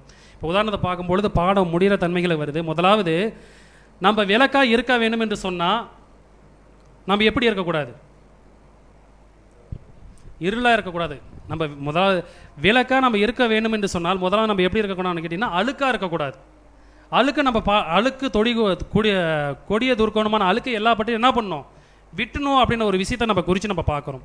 ஸோ அது மாத்திரமல்லாத படிக்கு இங்கிலீஷில் ஒரு வார்த்தை நம்மளுக்கு சொல்லப்படுகிறது, 3 வார்த்தை. அதாவது விளக்குன்ற ஒரு வார்த்தைகளை குறித்து பார்த்தீங்கன்னா தன்மைகள் சொல்லப்படுதும். அதாவது டு கிளீனிங் அப்படின்னு ஒரு வார்த்தை கொடுக்கப்படுகிறதுன்னு பார்த்தோம். அப்படின்னா என்ன வார்த்தை? டு கிளீன்ன்றதுக்கு தமிழ் வார்த்தை என்ன சொல்லுவோம்? சுத்திகரித்தல். சுத்திகரித்தல் அதாவது எப்படின்னு கேட்டிங்கன்னா பாத்திர விளக்குதல், பல் விளக்குதல் அப்படின்னு சொல்லுவோம். அப்போ உதாரணத்துக்கு டு கிளீன் அப்படின்னு கேட்டால் நம்மளை சுத்திகரித்தா மாத்திரம்தான் நம்ம விளக்காய் எறிய முடியும் அப்படின்னு பார்த்தீங்கன்னா, டு எக்ஸ்பிளைன் அப்படின்னு சொன்னால் விளக்குதல். எதை விளக்குவோம்? கான்செப்ட் எது? அதாவது நம்மளை சுத்திகரித்தா மட்டும்தான் நம்ம மற்றவங்களுக்கு விளப்பாக இருப்போம். டு லீட் அப்படின்னா டு லீடு நடத்துதல். நடத்துதல் எப்படி இருக்கும்? அதாவது நடத்துதல்னு பார்த்தீங்கன்னா நீங்கள் அவங்களுக்கு விளக்காய் காணப்படுகிறீர்கள், வெளிச்சமாய் காணப்படுகிறீர்கள், முன்னுதாரணமாய் காணப்படுகிறீர்கள். அப்போ டு எக்ஸ்பிளைனு தன்னை கழுவி சுத்திகரித்துக்கணும். மன்னிக்கவும், டு கிளீனர் தங்களை சுத்திகரித்து கொள்ளணும். டு எக்ஸ்பிளைனு தங்களை என்ன பண்ணணும்னு கேட்டிங்கன்னா வழி நடத்தணும். டு லீட் அப்படின்னு பார்த்தீங்கன்னா தங்களுடைய வழிநடத்தவர்களாக காணப்படுகிறது அப்படின்னு நம்ம பார்க்குறோம். ஸோ அது மாத்திரமல்லாத படிக்கு விளக்குன்ற பார்த்தீங்கன்னா, அதாவது தமிழில் பார்த்தீங்கன்னா லா அப்படின்றத பார்த்தீங்கன்னா 3 லா வருது. என்னென்ன பார்த்தீங்கன்னா விளக்கு, விளக்கு, விளக்கு அப்படின்னு நம்ம குறித்து நம்ம பார்க்க போகிறோம். இந்த 3 இதுக்கு வந்து பார்க்குறோம். ஸோ ஃபஸ்ட்டு அந்த விலங்குக்கு வருது. அந்த விலங்குக்கு வர லா குறித்து நம்ம பார்க்கும்பொழுது அந்த விளக்கு அப்படின்னு சொன்னால் அதை நம்ம எதை சொல்லுவோம்? விலங்குக்கு வர லா அந்த விளக்குன்னு சொன்னால் நம்ம எதை சொல்லுவோம்? அதாவது ஒதுக்கி வைத்தல், அவாய்ட் பண்ணது, ஒதுக்கி வைத்தல் அப்படின்னா எதை சொல்கிறோம்? அப்போ உலகத்தை நீங்கள் ஒதுக்கி வச்சிருங்க, விளக்கு. 2வது விளக்கு, இப்போ நம்ம பாடத்தை பார்க்கக்கூடிய லாவுனுடைய விளக்கு. அது எது? அது எரிகிற தெய்வம். 3வது பார்க்கும்பொழுது விளக்கு என்னது? ஒரு விஷயத்தை எனக்கு தெரியல, கேள்விப்படல, சொல்லுங்க. அப்போ உதாரணத்துக்கு நம்மளை விளக்காக இருந்து நம்மளை கருவி சுத்திகரித்து கொள்ளணும். 2வது பார்த்தீங்கன்னா மற்றவர்களுக்கு வந்து ஒரு விஷயத்தை நான் கேள்விப்படல சொல்லணும் அப்படின்னு கேட்டிங்கன்னா என்ன பண்ணணும்னு கேட்டிங்கன்னா நம்ம எரிகிற தீபமாக விளக்காக இருக்கணும். அப்போ 3மே எப்படின்னு கேட்டிங்கன்னா நம்மளுக்கு ரொம்ப அவசியம் அப்படின்னு நம்ம குறித்து நம்ம பார்க்குறோம். ஸோ அதுதான் இந்த பாடத்துக்கு உதாரணத்துக்கு நான் எடுக்கிறதுக்கு ஒரு சின்ன ஒரு உதாரணம் எதுன்னு கேட்டிங்கன்னா, இப்போ விளக்கனுடைய தன்மைகளை குறித்து நம்ம பார்க்குறோம். இப்போ விளக்கனுடைய தன்மைகள் எரிவதற்கு என்ன வேணும்? என்ன வேணும்? வேற 3வது அடுத்தது இல்லை பொருள், விளக்கு வேணும், நெருப்டி அதாவது தீ வேணும் அப்படின்னு சொல்லுவாங்கன்னு பார்க்குறோம். ஏன்னா அது உதாரணத்துக்கு நம்ம பார்க்குறோம். ஃபஸ்ட்டு என்ன வேணும்? உதாரணத்துக்கு நான் சொல்கிற மாதிரி சொல்லுங்கள். ஃபஸ்ட்டு எண்ணெய், 2வது என்ன வேணும்? திரின்னு வச்சுக்கலாம். 3வது என்ன வேணும்? தீன்னு வச்சுக்கலாம். இது 3மே சேர்ந்து நம்மளுடைய வாழ்க்கை தரத்தில் அப்படியே நம்ம லைனாக சொன்னால் என்ன வரும்? உதாரணத்துக்கு சொல்கிறதுங்களா? எண்ணெய், திரி, தீ. அப்படி கோர்வையாக சொன்னால் எண்ணெய், திரி, தீ. எண்ணெய், திரி, தீ. எண்ணெய், திரு, தீ. தன்னை திருத்தினா மாத்திரம்தான் விளக்காய் எரின்ற ஒரு விஷயத்தை இங்கே சொல்லப்படுகிறது. ஏன்னா இந்த விளக்குன்ற வார்த்தைகளுக்கு இந்த ஐடியா கிடைச்சனால தான் ஒரு வகையில் இப்படி எடுக்கலாமா அப்படின்ற வார்த்தை எனக்கு தோணுச்சு. அப்போ என்னை திருத்தினா மாத்திரம்தான் விளக்காய் எறிய முடியும். உன்னை திருத்தாமல் அழுக்காக இருந்தால் விளக்காக இருக்க முடியாது அப்படின்னு நம்ம குறித்து பார்க்கலாம். வெளிப்படுத்தல் 2:5 மட்டும் படிக்கலாம். 2 வசனம் மட்டும். வெளிப்படுத்தல் 2:5. ஆகையால் நீ இந்த நிலைமையிலிருந்து விழுந்தாய் என்பதை நினைத்து மனம் திரும்பி ஆதியில் செய்த கிரியைகளை செய்வாயாக. இல்லாவிட்டால் நான் சீக்கிரமாய் உன்னிடத்தில் வந்து நீ மனம் திரும்பாத பட்சத்தில் உன் விளக்கு தண்டை அதனிடத்து நின்று நீக்கி விடுவேன். விளக்கு தண்டின் மீது இருந்து நீக்கி விடுன்னு சொல்ல கிடையாது வசனம். விளக்கு தண்டை, விளக்கு தண்டை நீக்கி விடுன்றாரு. அப்போ இது ஏன் சொல்லப்படுதுன்னு கேட்டிங்கன்னா, நற்கிரி நீங்கள் மனம் திரும்புகிறேன்னு சொல்கிற விஷயம் அதே தான் இங்கே சொல்கிறேன். நீங்கள் மனம் எபேசி பட்டணத்துக்கு சொல்லப்படுகிறது நம்ம பார்க்குறோம் இந்த விஷயத்தை. அப்போ மனம் திரும்பி நீ ஆதியிலே செய்த கிரியைகள், ஆதியில் எல்லாமே சத்தியத்துக்கு வந்த ஆரம்பத்தில் எல்லாமே உற்சாகமாக தான் செஞ்சுருப்போம். ஆனால் போக போக போக போக போக என்ன ஆகணும்னு கேட்டிங்கன்னா மனுஷனுக்கு என்னன்னு கேட்டிங்கன்னா சலுப்பு தன்மை ஏற்படும். சோம்பேறித்தனம் ஏற்படும். இது செய்யலாமா, பார்த்துக்கலாம் போ அப்படின்னு எல்லா தன்மைகளும் ஏற்படும். இப்படி ஏற்படுகிறதுனால என்ன பண்ணுறான்னு கேட்டிங்கன்னா, அவர் ஆதியில் செய்த கிரியைகளை செய்ய முடியாதே போயிடும் அப்படின்னு நம்ம பார்க்குறோம். அப்படி செய்ய முடியாதுன்னு போன என்ன பண்ணுதுன்னு கேட்டிங்கன்னா, விளக்கத்தண்டை நீட்டிடுவேன். இது சொல்லும்போது இது எந்த இடத்துல சொல்லப்படுதுன்னு கேட்டிங்கன்னா, ஆசாரிப்பு கூடார். ஆசாரிப்பு கூடார் எப்படிப்பட்ட இடம்? அது பரிசுத்தமான இடம். அந்த பரிசுத்தமான இடத்துலேருந்து நீ நீக்கிட்டினா நீ எப்படிப்பட்டவனா மாறிடுவ? அசுத்தமாக மாறிடுவ. அப்போ பரிசுத்தர் மேலேயும் பரிசுத்தருக்குள்ளாரின்னு இருந்தால் தான் நீ விளக்காய் அறிவு. அந்த பரிசுத்த இடத்த விட்டு நீ நீங்கிட்டினா நீ பரிசுத்தமாக மாறிட மாட்டா. எப்படின்னு கேட்டிங்கன்னா, நீ அசுத்தமாக மாறிடுவ. அப்போ மனம் திரும்புவது அவசியம். ஏன்னா அந்த ராஜ்யத்தினுடைய சுவிசேஷமே என்னது? மனம் திரும்புதல். சீஷர்களுக்கு ஆண்டவராக இயேசு கிறிஸ்து மனம் திரும்புங்கன்னு எப்போ சொன்னார்? ஸ்டார்டிங்கில் மாத்திரம் சொல்ல கிடையாது, கடைசி முடிக்குமே சொல்லிக்கிட்டு இருந்தார். அப்போனா என்ன? அவளை தங்களை சுத்திகரித்து அவங்களை சுத்தம் பண்ணுறது முடிக்குமே சொன்னார். உதாரணத்துக்கு ஒருவன் என்னை பின்பற்ற வர விரும்பினார் சொன்னார்ல, எப்போ சொன்னார் ஆண்டவராக இயேசு கிறிஸ்து? சீஷர்கள் வந்தப்பே சொன்னாரா அப்படின்னு கேட்டிங்கன்னா, அவரில் ஊழியத்தின் கடைசி தன்மைகளை தான் சொன்னார். அப்போ கூட இருக்கும்பொழுதே ஒருவன் என்னை பின்பற்றி வர விரும்பினான்னு சொல்கிற வார்த்தைகளுக்கு என்ன அர்த்தம்? அவர்கள் இன்னும் முழுமையாக பின்பற்றல அப்படின்னு சொல்கிறார். அப்புறம் கடைசி தன்மைகளை தான் அவங்க முழுமையாக வந்தார்கள் அப்படின்ற வசனத்தை நம்ம குறித்து நம்ம பார்க்கலாம். கடைசி ஒரே வசனம் மட்டும் மத்தேயு 3:12 மணிக்கு நம்ம படிச்சிடலாம்.